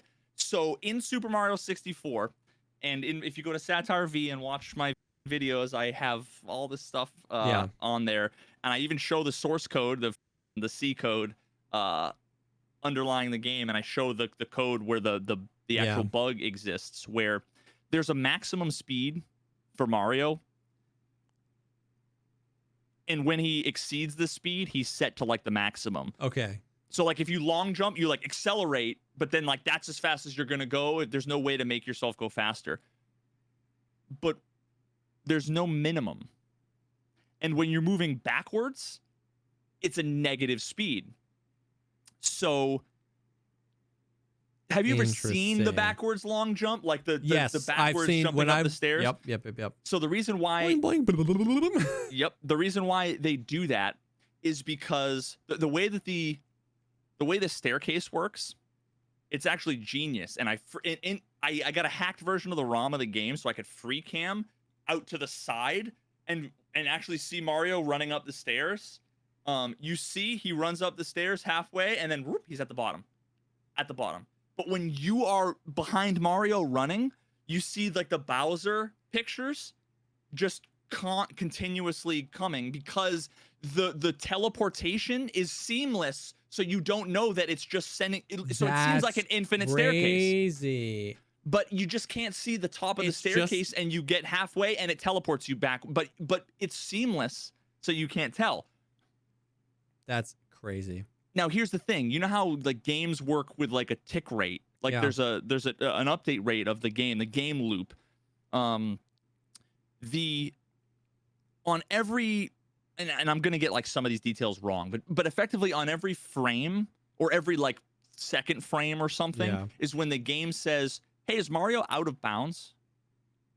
If he is, snap him to the nearest wall or the nearest floor or whatever, because sometimes you might be moving really fast, and at some point it has to do the collision detection. Yeah. Now, given the size of Mario and where those boundaries are, if he's going so fast that on check 1, he's on one side of the wall, and on check 2, he's completely on the other, he never hits the barrier.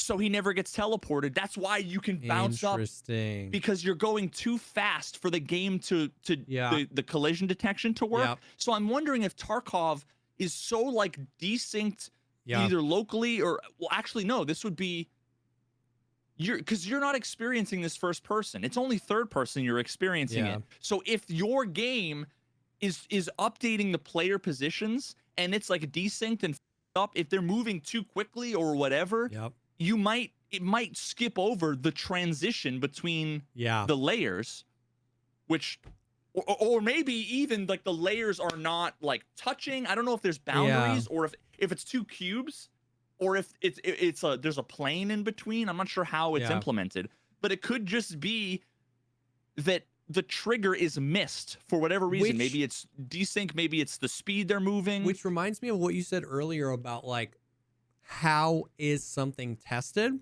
If they're two standard accounts and they're walking around, You'd like, never catch it. You'd never catch it. Like, do they test with 51 strength, 51 endurance on SJ6? Because that's how most of these fights go down. On a laggy server. Yeah, so like if they're packets. standard accounts, level 1 strength and endurance locally walking around, and it's like walk up here. Oh yeah, that sounds good. Like a transition. That's a completely different experience than a full sprint max strength endurance character. That's a really interesting thought process there, where like if they're not testing it at as fast as a player can go, because of course it would happen at slower speeds, they need to make sure it works at as fast as a player can go. That's interesting. Man. Natty, they're doing it all natty, bro. No SJ6. Damn, that's actually a really interesting thing. So yeah, it's got to be something like that, because we played a shoreline. We played that shoreline offline, and then we played a shoreline raid, and it did not make me want to play shoreline more. And I love shoreline, and I miss shoreline. It got to the point when we did the one online raid and we were PvPing, it was like, chat was like, how did you hear that guy? And it was like, I didn't. I've just played 5,000 shoreline raids. I just know where he's going to go. You know what I mean? Like, he ran up the stairs. I didn't want to chase him. He was going to drop through the hole behind me. So I turned around and he dropped through the hole. You know what I mean? It was like, I didn't hear him. And if you didn't play 5,000 shoreline raids, you would have been given no clues as to where he was. I just play a lot of shoreline, you know? So it's like, and that feels so bad because if I win the fight, it's just like, I don't know, like, and so there are definitely places where it's better. You know what I mean? Like, there are definitely places where, once again, isolating, I'm here, you just do this. It's better than what it was the last time I played shoreline, for sure. But once again, I went in as a player fighting other players in there when it's going to matter, when you want that freaking audio. And we did practical that testing. Exactly. And that's where it was weird. It wasn't just like, oh, you're looting 310 and I'm looting 206 and it sounds better. That's good. That's 100% progress. But it's gonna, that good feeling of he's walking on the roof and I'm on first floor and I can't hear him, like, sweet, that's better. That good feeling goes away when the dude pushes you and breaks glass you didn't hear and jumps over something you didn't hear and pushes up a staircase you didn't hear and kills you. You're going to be like, I thought the audio was better. You know what I mean? Like, you don't have to be a Giga Chad to be frustrated about the audio, but when you die to the Giga Chad that's running around not even knowing he's abusing the fact that the audio doesn't update fast enough, it's just going to feel bad, and I just don't want you to feel bad. Papa loves you. You know what I mean? So, I don't know. Yeah, are we their two dads? Yes. We are concerned about this so that you don't have to be. You know what I mean? Yeah, man. So yeah. A few other things. It was a debate. The UI element they were talking about on the flea was just that they got rid of. Have you saw that yet? Go list something on the flea right now. Anything, don't list it, but just like go to list it on the flea right now. You see how, like, it's just... Oh, yeah. You used to have to click, and then another dialog box would come up, and then you would type the price. Now you just go type the price, and it's just like euros, dollars, rubles, which is cool, but it's not like... We were wondering if it was going to be like a new UI for a quick sell, but it's not. They just got rid of the barter, which is that... This UI is better. It's one less click, which is good. The muscle memory is insane, so I keep clicking where I'm not supposed to click. Oh my god, dude, like, you still have to right click. See, like, here's how I would sell the item. Right click, sell item. Click on filter by item, and then click add offer.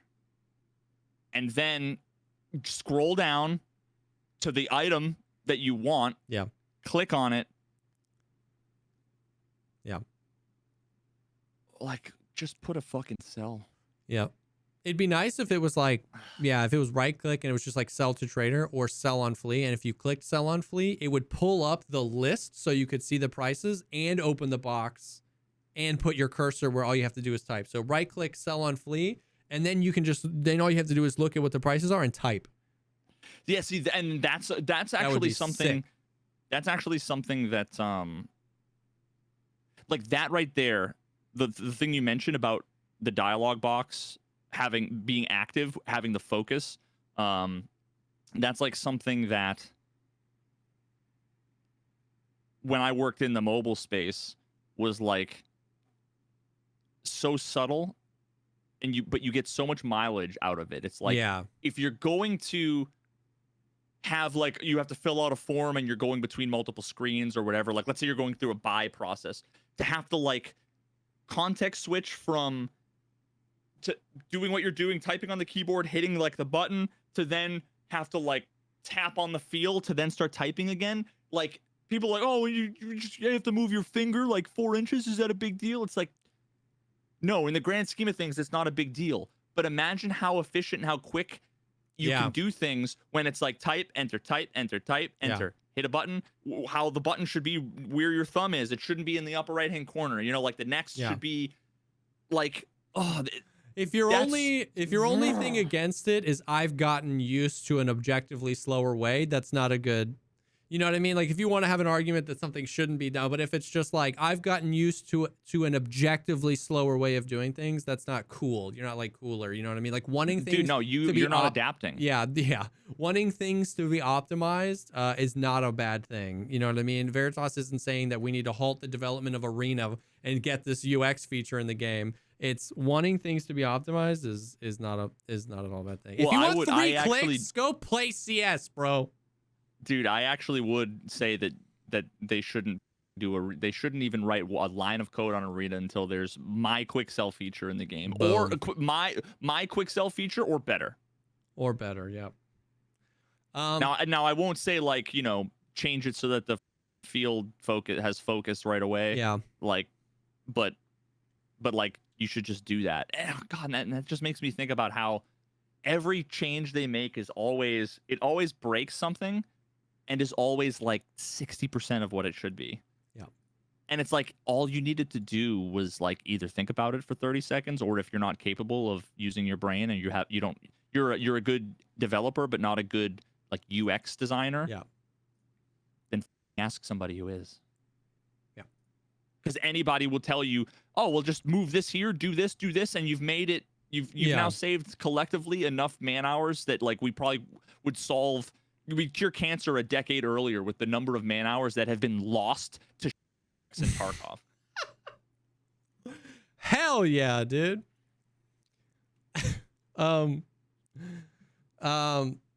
Yep. They adjusted some sound positioning settings on streets. I haven't really noticed that. They added an in-game mail notification system for players that were banned based on a report. I haven't got one of those yet, but that's nice.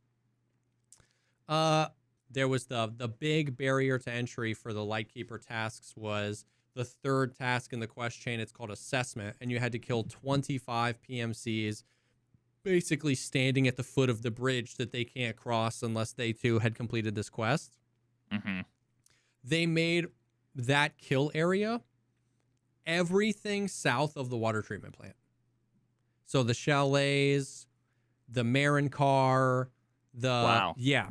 Massive. So basically it's just like play lighthouse and avoid that area. You know what I mean? Because like if you're standing on the lighthouse, that's all visible area. You know what I mean? Like with binoculars, like it kind of makes sense in the lore of the quest still, because the quest was like figure out why people are snooping around the lighthouse. So, and kill them apparently. So that's much better for that quest. So that was added in this patch too, which is nice. Also, weirdly, the amount of XP you got by picking up an item or like searching an item was reduced by 50%, anywhere between 50 and 80%. I don't know if that was directly to combat people cheesing like survive quests, like the guide and stuff like that. Like when, yeah, let's make the guide harder. Yeah, I don't know if it's just the guide or like a weekly to survive shoreline 7 times. If you spawn by Path to Lighthouse, every shoreline spawn has Path to Lighthouse as a spawn. So it's like if you're trying to survive there, you could just like swap guns with your buddy, get out, get the survive, come back in. If you know what I mean. It's like, so I don't know if it was like for that cheese, once again, that's something that wasn't Wait, listed. what was the exact change again? I thought I heard that wrong. Search XP was reduced by between 50 and 80%. Oh my god. Or looting XP. Why? Sorry, looting XP. So actually when you like pick up an item. I don't know. Bad. IMO. But it is what it is. It's not worth mauling about, but kind of an L. And just weird. And not included in the patch notes. And just weird. So that's the patch. Oh, the last thing, and then we go into the bugs. The last thing is they increased the size and speed at which smoke grenades plume. Okay? So obviously we did some testing. The green smoke grenade is awesome. I will do my very best to not go down my mauled trail of why they should go back to the old way of throwing grenades. But they the green smoke grenades are insanely good now. Like when you throw them, it immediately starts to plume. I would still like it to be faster, but it's much faster than it was before, and they get huge, bro. They get huge. Like a whole street on streets can be blocked off by one smoke grenade, the green one. So you can buy from Peacekeeper. Go to an offline customs, just toss one of them bad boys, dude. The M18. Yeah, it's $33 each, man. I still wish that they plumed a little faster, but they're very good. Now, this is some true spaghetti code right here, okay? I don't know if this has been in the game for 2 years or not, but because we were testing the grenades, both smoke grenades, the black one and the green one, Airwing Marine and his buddies found this bug. I'm gonna send you a clip. I'll explain it for the Twitch chat. Where if you throw a black smoke grenade, the RG whatever ones, behind you, and there's a green smoke grenade in front of you, the two smokes cancel each other out, and anything in between those two smokes will be X-ray vision completely green. It's like wearing NVGs in the day. It's like wearing NVGs and T7s at the same time in the day. Now, that could have been in the game for 2 years, because when was the last time in a raid you saw a black smoke grenade and a green smoke grenade going off at the same time? Never. So this could be one of those spaghetti code things that because they made a good change, we found a bug, that bug can get fixed, which is good. Or I don't know if the bug is a result of this patch, but it is super scuffed. It is super scuffed where you could basically just like X-ray vision see people. And then you can even get to a point where if you're scoping in with a voodoo on the 1X, it's like the X-ray vision. But if you zoom into your 6X, you're looking through the smoke and you're looking normal. There's no smoke at all. Dude, it's... Do you know, do we know if it's still client side? The smoke? Yeah. I don't think so. And all the testing... Oh, God. Yeah. Oh, Jesus. The textures get buggy. The textures get a little schwackadoodle-doo. Smoke_1.png or smoke_2? Yes. Bro, what? It's like this is CS1 smokes. This is CS2 smokes. Yeah. But it plumed pretty fast, right? And it's huge. I mean, yeah, it should be like, it should plume in like 2 seconds. Dude. I agree. It should. I agree. But that's way better than it was yesterday or 3 days ago. But I definitely agree. I'm still never gonna use it. Mostly because I have no control, like no real confidence of where it's going to land. Dude, yeah, look at how wide that is. Like, look at how much you've smoked off with one smoke. They keep freaking edging us with the smokes, bro. Like they could be so good. Escape from Tarkov is a video game where the smokes could be so damn good if it weren't for the developers not wanting the smokes to be so damn good. Oh, it's pain. I was gonna say it's not because I don't know where it's gonna land. It's because I don't like. You have to watch a 14-minute YouTube video on how to rebind all your keys, your keybinds, so that you can throw smoke grenades when you want to throw smoke grenades and frag grenades when you want to throw frag grenades. That's why I'm not gonna do it. Like, so yeah, smokes. That bug is a little weird. Oh yeah, you're showing that. Yeah. Yeah, scuffed.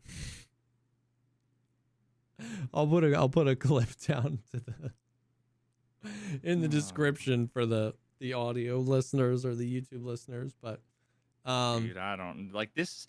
This is the shit that would happen to me if I was trying to like make a game, because here's the thing, like this is the kind of thing that happens when you kind of half know what the you're doing. Yeah. Yeah. like I mean, legit, Airwing figured that out in a few hours because he was testing the new smokes, right? So that's once again, that's never going to happen in a real raid. You know what I mean? But it's kind of scuffed. Now, the last thing patch related is, I'm sure you've been asked a million times about the flashlight bug. Has anybody explained to you what the flashlight bug is? How your flashlight's always on. Yeah. For everybody else. Yeah. So is that after you turn it on the first time or just always? Sometimes. I mean, we've actually been doing some pretty rigorous. Always. Yeah, some rigorous testing. We had a weird. Like, wouldn't people see that? Like, this is one of those things that like wouldn't anybody who plays duos, wouldn't this be painfully obvious? Like, it is to everybody that plays duos. The thing is, it's just like it doesn't.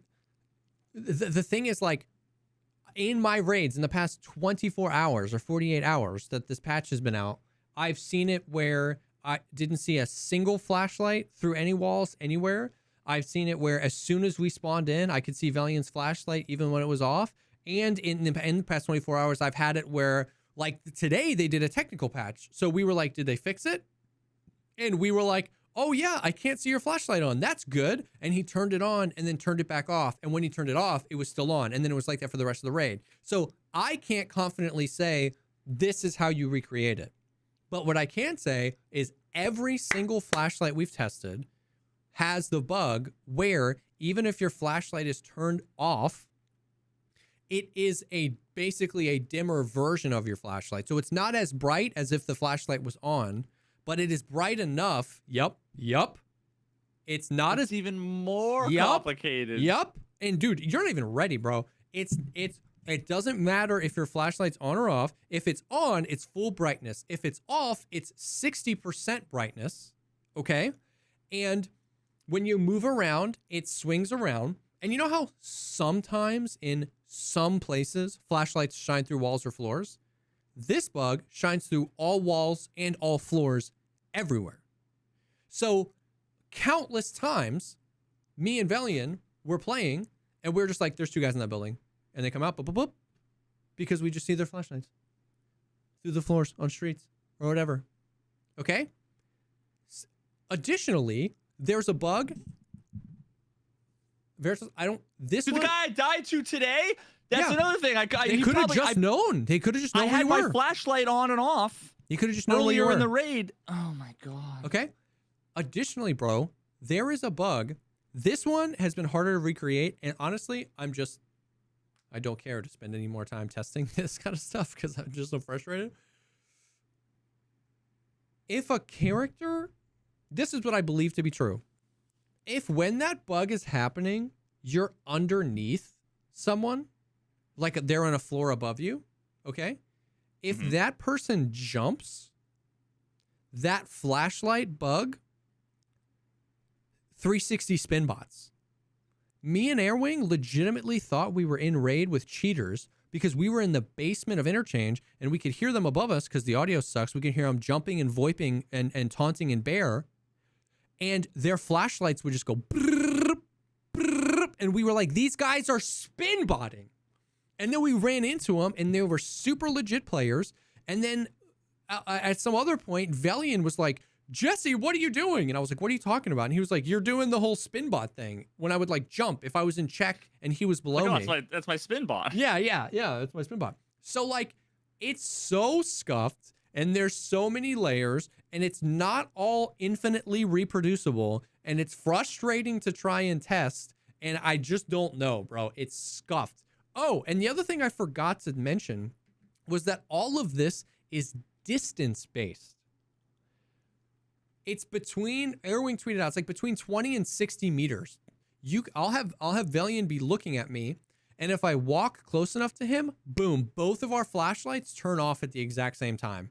I back up a little bit, boom, they both turn on at the exact same time. If you keep backing up, eventually, boom, they'll both turn off at the exact same time. So it's like between 20 and 60 meters, sometimes with most flashlights, even if they're off, they're going to be on. And when you jump at 360 spin bots, at one point, Airwing took the flashlight off his gun and put it in his bag, and it was still on for me. But then we tried to recreate that test with Velian the next day, and he took the flashlight off and put it in his bag, and it turned off. And then today we were playing trios with me, Vel, and Mr. Meme, and we couldn't get the bug to happen on Mr. Meme's side. He was looking at both of our streams being like, yeah, I see the bug. Both of your flashlights are on, but look at my stream. And I'd look at his stream and nobody's flashlight. Dude. Okay. It's just like... Dude, is this kind of what you're talking about? So click on the link that I just put in chat. And this is in my latest Switch Tarkov headphones are the best in 2023. So play that and you can hit the period and the comma keys in YouTube. Okay. Pro tip for everybody. Obviously F is the shortcut for full screen. Use K as the shortcut to start and stop videos, not spacebar. Because sometimes spacebar, like sometimes if you hit the full screen button with your mouse, that UI element has like the focus, and then when you hit spacebar, it actually like unfull screens. K will always start and stop. Okay. What do period and comma do? Frame by frame.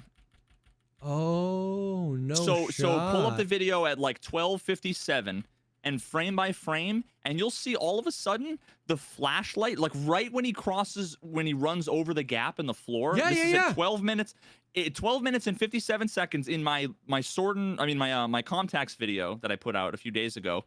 Yeah. I noticed that, and I thought that was weird. But then also watch, if you keep going at like 12:59, you'll see his laser. The laser comes out of nowhere, freaks the out, and then the light like flickers. Is that the same thing? No, this is different.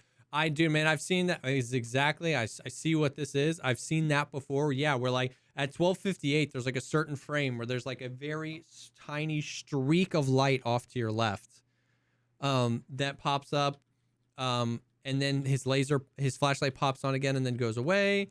And then at 12:59, the laser pops in. That's all different. That's all stuff that's been in the game for forever because lighting is weird. This is new. This is like full blown, just like 60% opacity of however bright the flashlight is, just shining in your face at all times. And it's not just client side. Every single person can see it. Oh yeah, my mod just put the spin botting weirdness in your chat. He just posted a clip of that. Oh, those were legit players. We ran into them later. And then on Veliant's client the next day, I was doing that when I was above him. Like, think about how we were panicking, bro. We were like, what the hell is happening?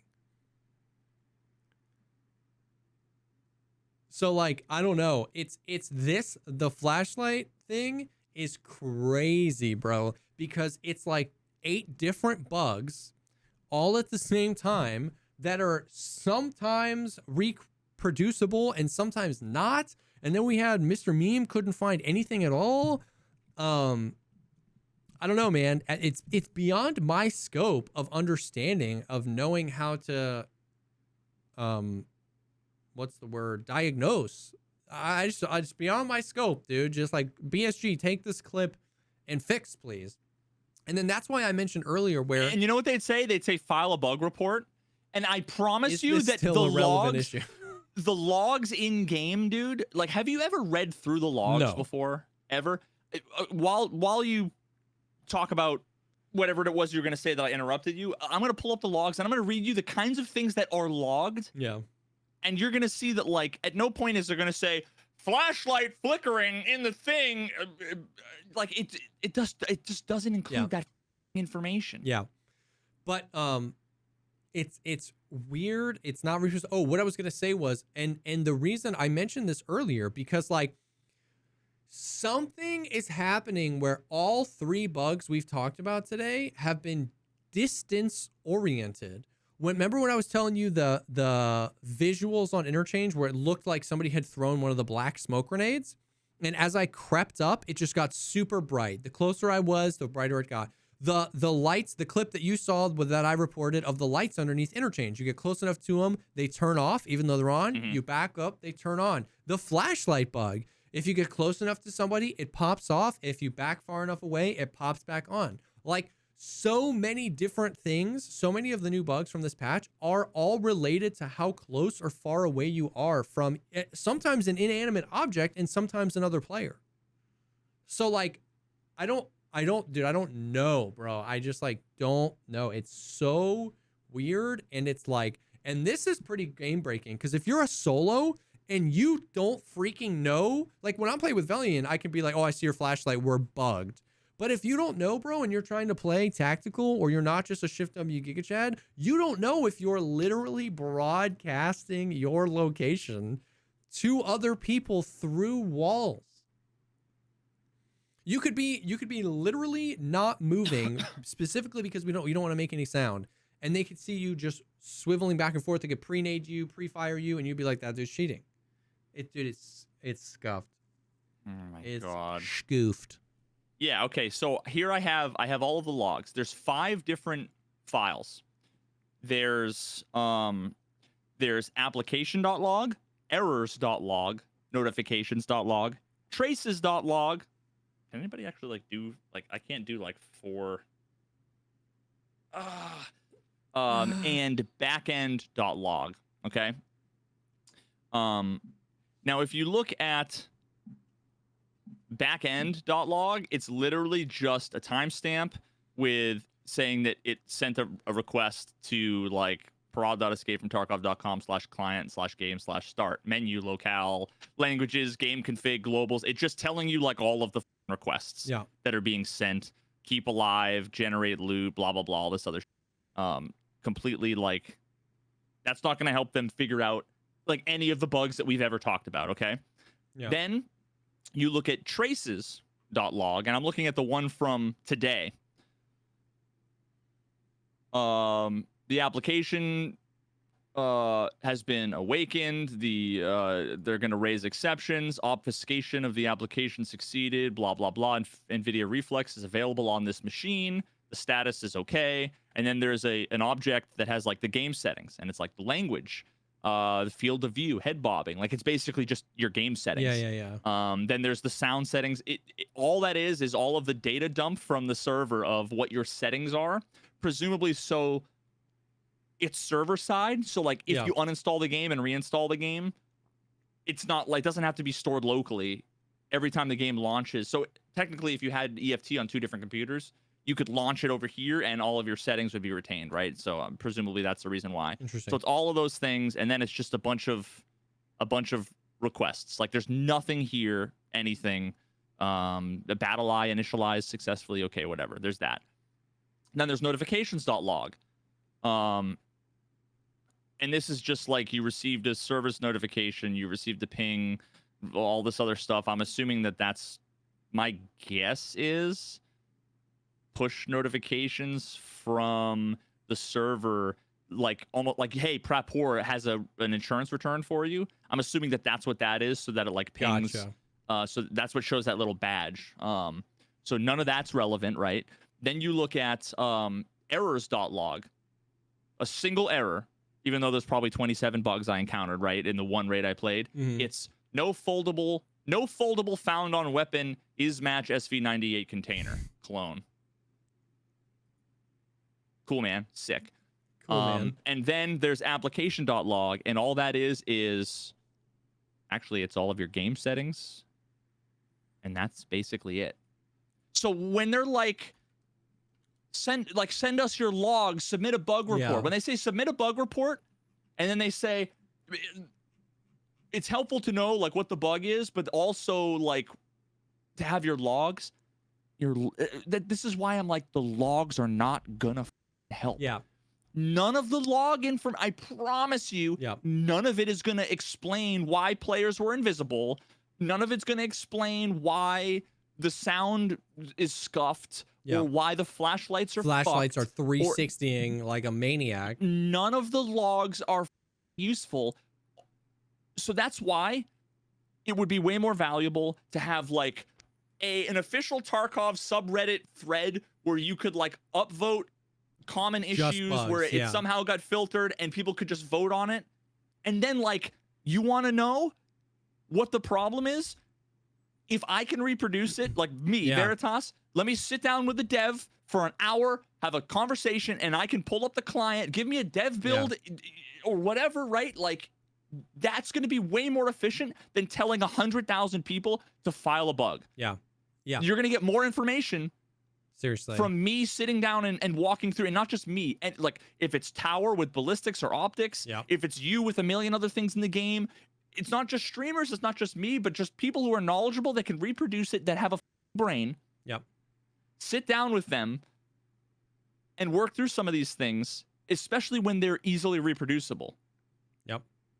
That's what I'm saying, dude. It's exactly what I said earlier. I like exactly that. Like an officially sanctioned subreddit that's like moderated, and all it is for bugs that get upvoted so that we know the priority of how many people are experiencing something and how frequently. And at the top of that chain, whether it's devs, whether it's streamers, whether it's freaking giga chads of the community that don't stream at all, like Tower, then get to like, you know, reproduce the bug, provide that information, work with community managers, work with devs. Like, that would be infinitely more valuable to everybody, the entire player base, whether you play casually or whether you're a giga chad, at fixing and identifying and prioritizing and replicating and working on bugs that are actually impactful to the player regularly.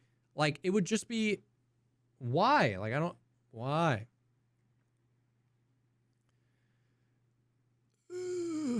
Yeah, I don't know, man. So the flashlight bug has been scuffed central. It's been super annoying. It makes interchange like hard to play again because it's so dark. So like outside on streets, because the flashlights are like 60%, you know, as bright, it's easier to miss. But like in interchange, in the darkness of interchange, they're so, like you saw that clip, they're so bright. They go through the floors, they go through the walls, they go through the stores. It's just like, it makes it looks so much better without the fog, but the map's still unplayable because of related lighting issues that we talked about and unrelated things that are just more egregious on that map. Like, it's sad. But so that's a big bug, dude, and I don't know what the dealio is with it. I'm not. I don't know, if it took them a month to fix invisible players, I'm just like, ugh, you know what I mean? I don't know how long it's gonna take though. I mean, like, I have no motivation to play the game at all, and hearing about all of this has me even less motivated. So yeah, I understand. I'm just gonna keep, dude. All I've been doing is playing Magic, and then while I've been playing Magic, I've been watching. You ever watch the channel Audit the Audit? Mm-mm. It's basically a lot of people have talked about like JCS, criminal psychology. Yeah. It's in the same realm, but what this is they look at encounters between police and citizens, where basically people are like defending their rights or pushing back against the police for all kinds of things, and you know, a good number of them are citizens being idiots and morons, Yeah.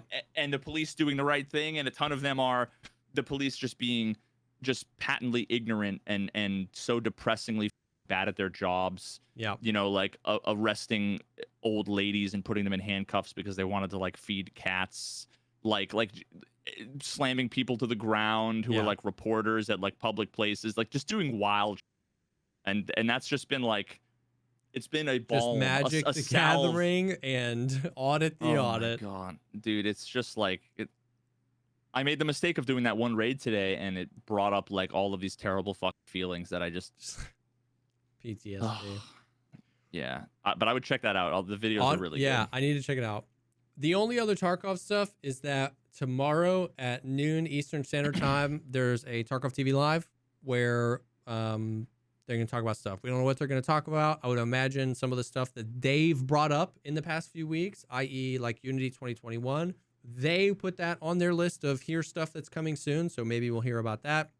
And then I think we're going to get some arena news. The only reason why is Dimitri and then BSG and then the Tarkov account and then the arena account all retweeted this image of two operator-looking dudes at the entrance of like a shipping container. Like they could open it behind them and presumably it would open to the arena, and one of them had a patch on his plate that said arena.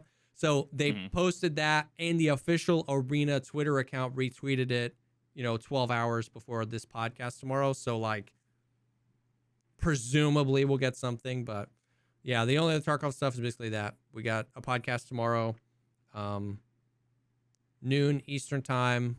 I'm sure I'll do a TLDR video after it, but yeah, it's copium. I've been so sad because the only other game I want to play right now is Star Citizen, and that game is borked more than Tarkov right now. Just like completely unable to access. I literally stopped playing Tarkov, met up with some homies, and I opened up Star Citizen and to play the game. And I tried to launch in, and it was like error 40,000. And then all the people in my chat that are like super into Star Citizen were like F, rip. And I was like, what? And they were like, there's no fix for that bug.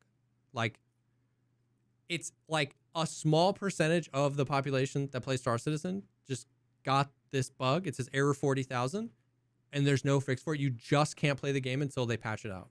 Why does that sound familiar? Like, that sounds familiar somehow. Yeah, I don't know. There was the old 30. I feel like that was the thing when I started playing. There's the old 30K bug that Star Citizen has maybe done. That's it. Yeah, 30K happens all the time, but 40K was a new one. Yeah, One Peg got it. I got it too. Now we've both, I think One Peg's been able to get in as well. I was able to get in like days later, but like I was DMing because I know some of the prominent Star System people, and I was like DMing them. I was like, what's the fix for this? And like Captain Burks, Jay's brother, was like, bro, the only fix is wait or buy another account and hope that one doesn't get bricked too. And I was like, bump that, bro. And so like, but like 4 days later, one of my community members sent me like a super obscure Reddit thread, was like, if you do this weird string of events, you might be able to get in. And I got in, but like, how is that not like, that just seems so trivial. Like, why? I mean, like, and that bug's been in the game for like a month. Some people have not been able to play. This new patch is 3 weeks old, and some people just haven't been able to launch the game to test out the new patch. It's wild. Does it say like anything? Oh, it just says error 40,000. It's and some other numbers and letters and shenanigans. Is it 40,014? Yep. You may be encountering an access issue. Connection to session host failed. Yeah. There were all sorts of threads that were like, maybe it's like a port on your router that's being used already, so your computer thinks it's malware. There was all this stuff. I'm just not smart enough to understand what that meant. All I knew is that all my Star Citizen friends were saying you just can't play the game until it's fixed. And then somebody said that there was this like super scuffed, like, try this sequence of events. Yeah, I'm looking at literally the support page. Yeah, the support page. Here's how to fix it. Possible porting, use PC to router connectivity. Yeah, nothing on the support page worked. What I ended up doing was, this is what worked for me, okay?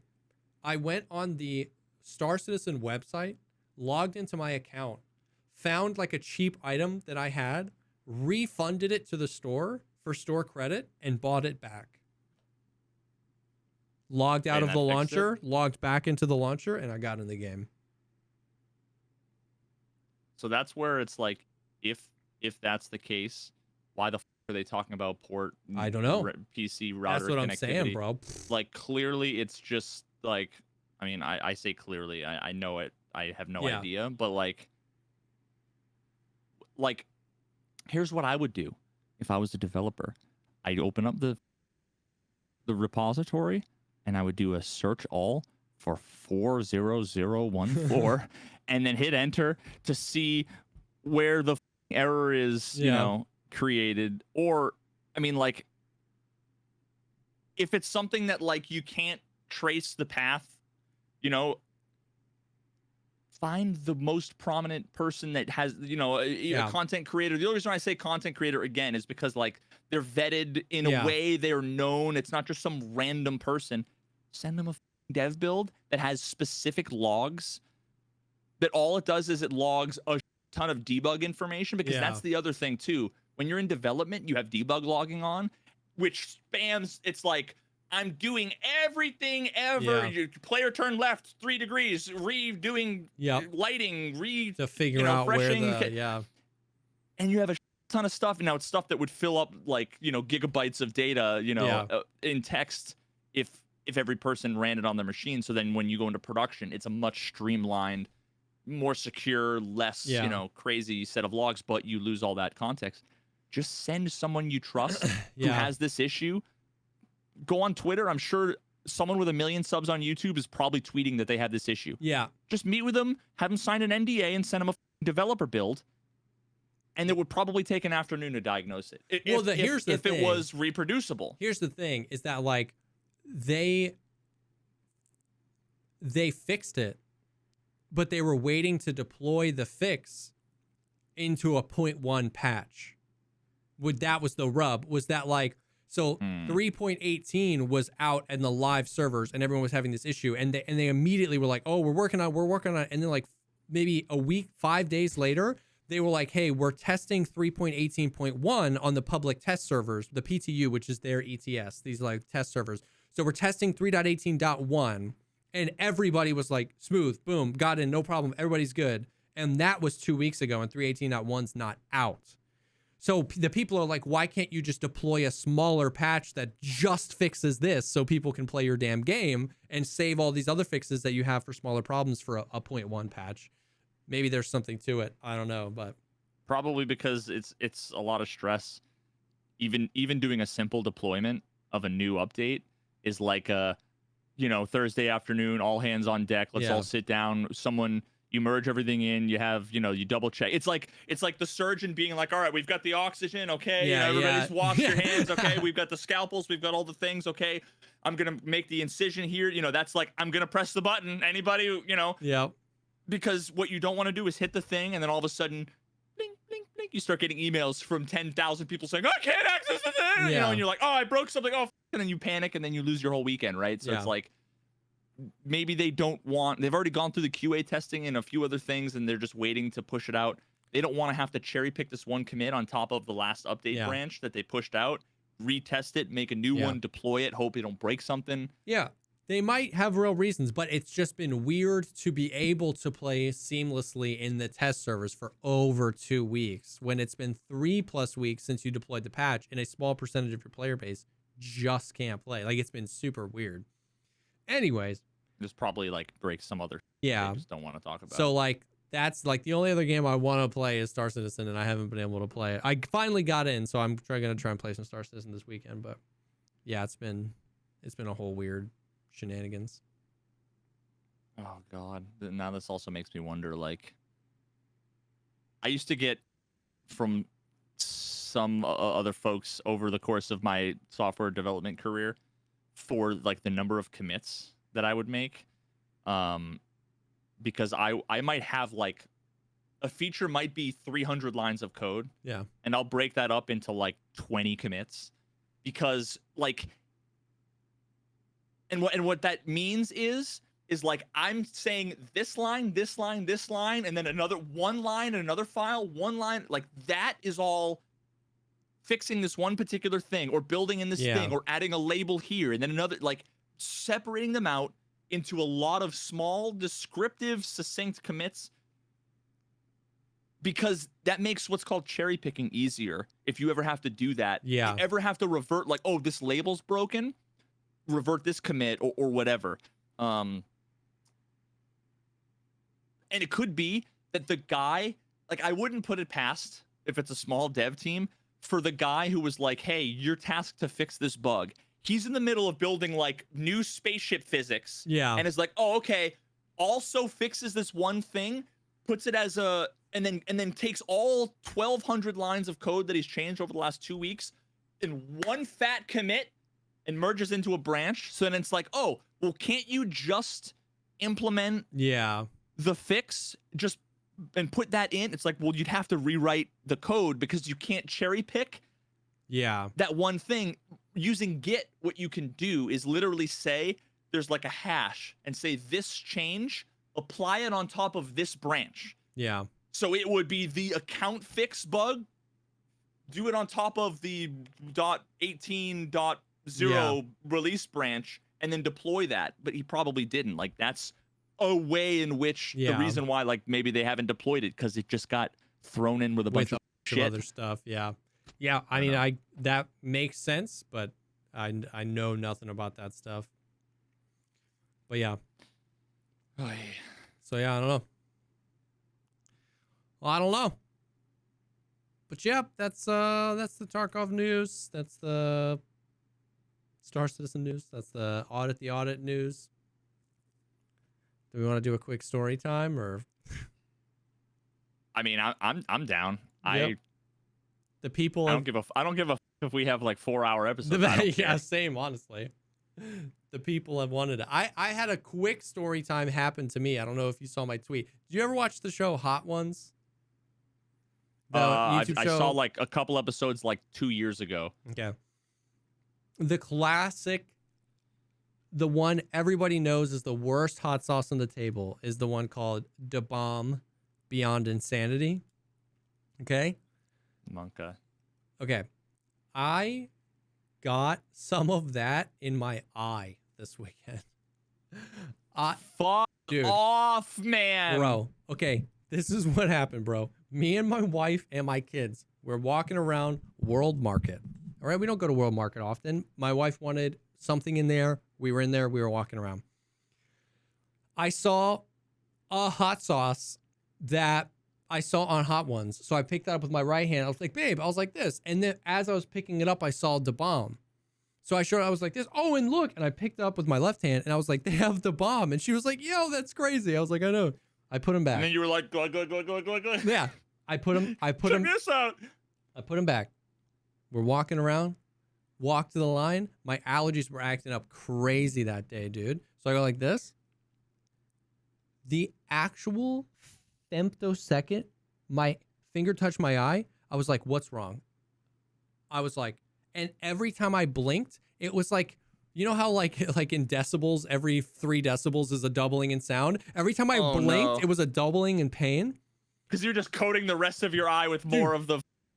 And what had to have happened is that bottle was shipped in a case of bottles where one broke. Because it was a sealed bottle. And all I did was pick it up and put it back down. And I touched, I mean, and I went in there. I mean, I went to rub my eye, bro. And when I tell you, like, from the time I touched my eye to 30 seconds after that, I was handing my kid to my wife, and I was like, I have to go. Bye. Like, I was crying. I couldn't physically open my left eye.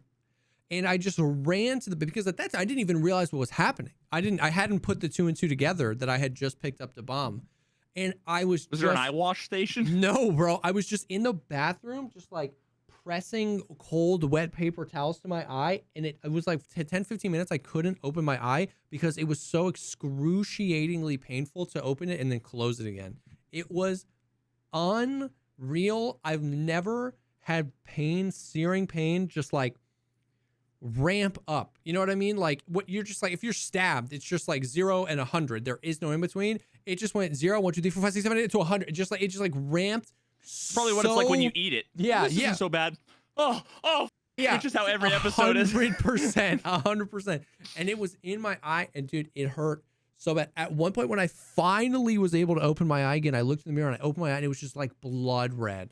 My left eye was just like blood red, and I was like, dude, panic. Bro. I was like, I can't drive home. Like it was, dude, I was Dude, like, that sounds miserable. breaking down in the middle of a world market, like. Oh my god. Fuck So that. if you ever see that stuff, don't pick it up.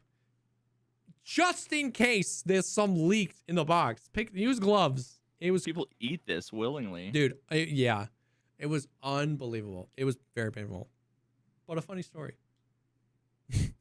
I got a little bit of shampoo in my eye for the first time in like literally a decade the other day, and it was like an hour of like, I can't imagine. Yeah, it was crazy. It was such a trace amount. Yeah. Well, glad to see you didn't lose an eye. Yeah, thank God.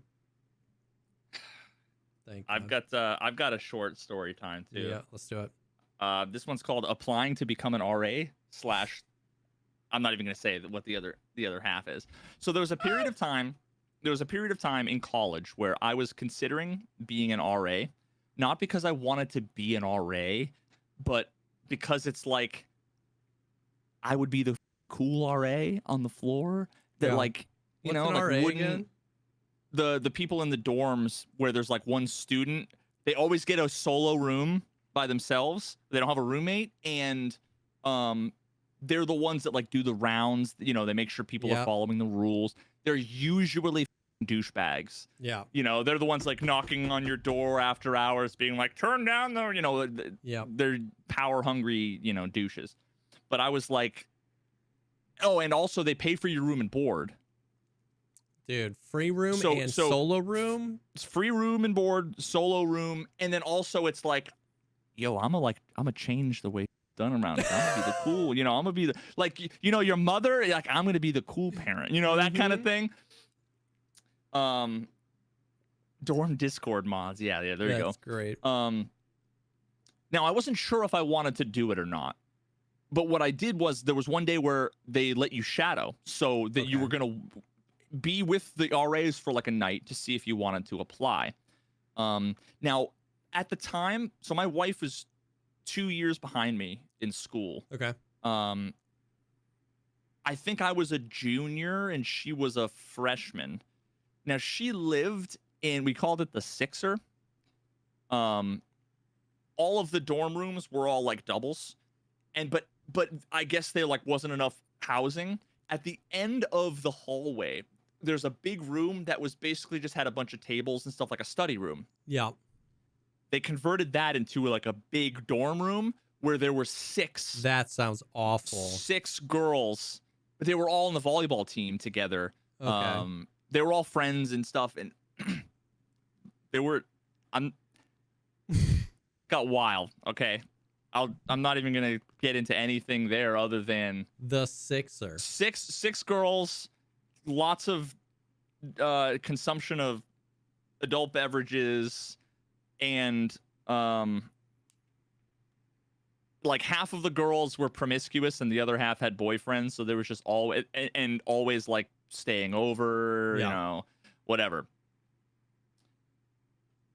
Now Thursday night was like the big night. I don't know if it's like this in every college, but Thursday night was like one of, you know, Thursdays was like one of the big party nights. That was one of the nights I was shadowing.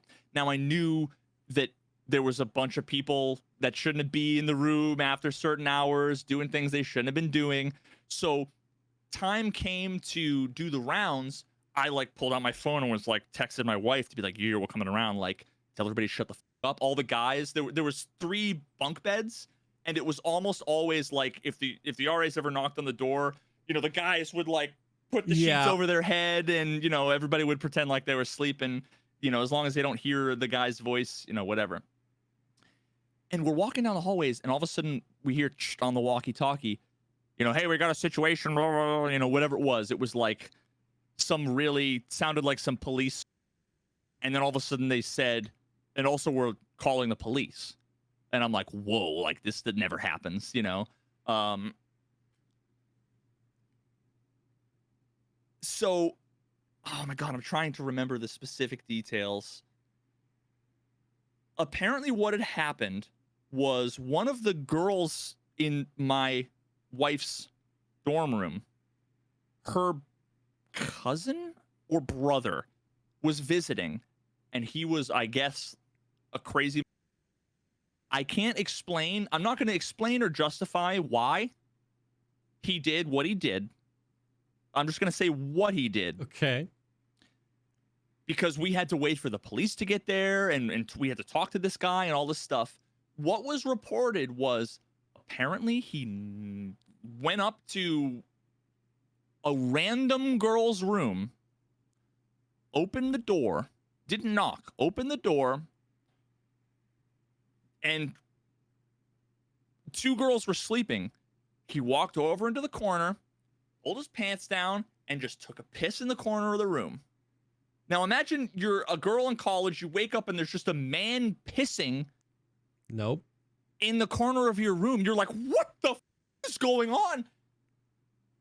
So like we hear all this going down, and of course we're like, well, where is this guy? Who is he? We don't know. Well, it turns out he ended up going and like hiding in her room. Yikes. So we're like, we're coming down. We're going to like, everybody needs to like, the guys had to jump out the window, like all this other stuff. But the dude was hammered. He was there. He didn't even like hide or anything. And he was so confused because he's like, I went into the bathroom. Like, what do you mean? I went into the bathroom. He's like, bro, that was not a bathroom, you know, whatever. Yep. But here's the inscrutable part of this whole thing. We were like, you have to call, like the police are going to be coming. Like, do you have a ride? You have to call for a ride. But in the meantime, the police, oh no, this is when the police were there. And we were just like watching the police you were talk just like, to the guy. I don't wanna freaking... They were like, do you have your license or some sort of ID? And the guy pulled out his ID and they were talking to him and whatever. And then at one point, that's when they asked him, like, do you have a ride? You like call for a ride or whatever. And he said, yeah. And what he did was, let me see if I can describe. He had his ID. He had like his ID in his hand. And when they said, can you like call for your ride? He looked around, he reached into his pocket, and he pulled out a $5 bill. He very carefully wrapped the $5 bill around his wallet and put it up to his ear and proceeded to have a conversation on the phone with someone who was going to pick him up. What? Brother was in outer space. I don't know if the guy did mushrooms or what. Yo. It was, I have no. He looks around, takes out a $5 bill, wraps it around his license, Bro. and is like, That, hey, yo, can you come pick me? that's something. He was on something, bro. And we all just kind of like, Are you what serious? the fuck is going on here? Like, hello? Bro, that's outrageous. And of course, I'm like, yeah, I'm never becoming an RA. Like, this Yeah, is what you do? That was You the know, like, moment fuck. where you were like, you know what? I'll pay for my own room and board. And all the girls had to get like written up, and so they get like in trouble. It was this whole big thing, and I tried to do my best to like help, Yeah. you know, but like, what a fucking mess. But that's something you definitely don't ever forget. A man literally wrapping a $5 bill around his own driver's license and then having a conversation with it. Puts it up to his ear. That's classic. What the hell, dude? Life crazy. Yeah. So that's applying to become an RA / the driver's license telephone. The driver's, I saw that on the list and I was like, the driver's license telephone. And then as the story was progressing, I was like, does this mean this man really tried to use his driver's license as a telephone? Damn. That's insane. Yeah, and I wish I had more context. Like what happened, why? I don't know whose room it was. All I know is that like the dude went and pissed in a girl's room and then tried to have a conversation on his $5 bill. And I'm like, yo, what? This is real life. There's a mystery there. That dude was tripping balls. That dude was on something. Holy cow. Damn. Yeah. Well, dude, the reprise of story time, a double whammy too, a double whammy. But yeah, that's about it, dude. The episodes have been getting longer and longer. They've been creeping up to like 2.5 hours, which I love. I don't even care, dude. I think it's great. And everybody seems to be loving it. We've been getting views on the Spotify and on YouTube. So Yeah, man. you guys are awesome. So thank you. Thank you for checking out the podcast and stuff. But yeah, so that's all the stuff. I know that we are doing this. Like, I know, like, I can already see it. We're doing this podcast today. Literally tomorrow, they're doing a podcast. They're going to announce Tarkov is free to play and there's cosmetics. And then we're going to post this on Monday and all the comments are going to be, why didn't you talk about this? But at the same time, there was the patch and I felt like there was enough to talk about. So we did the podcast. And so yeah, so this was recorded on Thursday. It is recorded normally on Thursdays. We'll post it early Monday morning. And then next week we will talk about, I'm sure, break down the podcast and what Tarkov talks about and stuff. But yeah, so thank you guys for hanging. Thank you for the support. It's been crazy. Thank you for allowing us to do this. It's been a blast. It's been a fun. It's been a fun. A singular fun. I've had a fun with you. And so yeah, thank you for hanging. And we will definitely see y'all on the next one. Been a fun.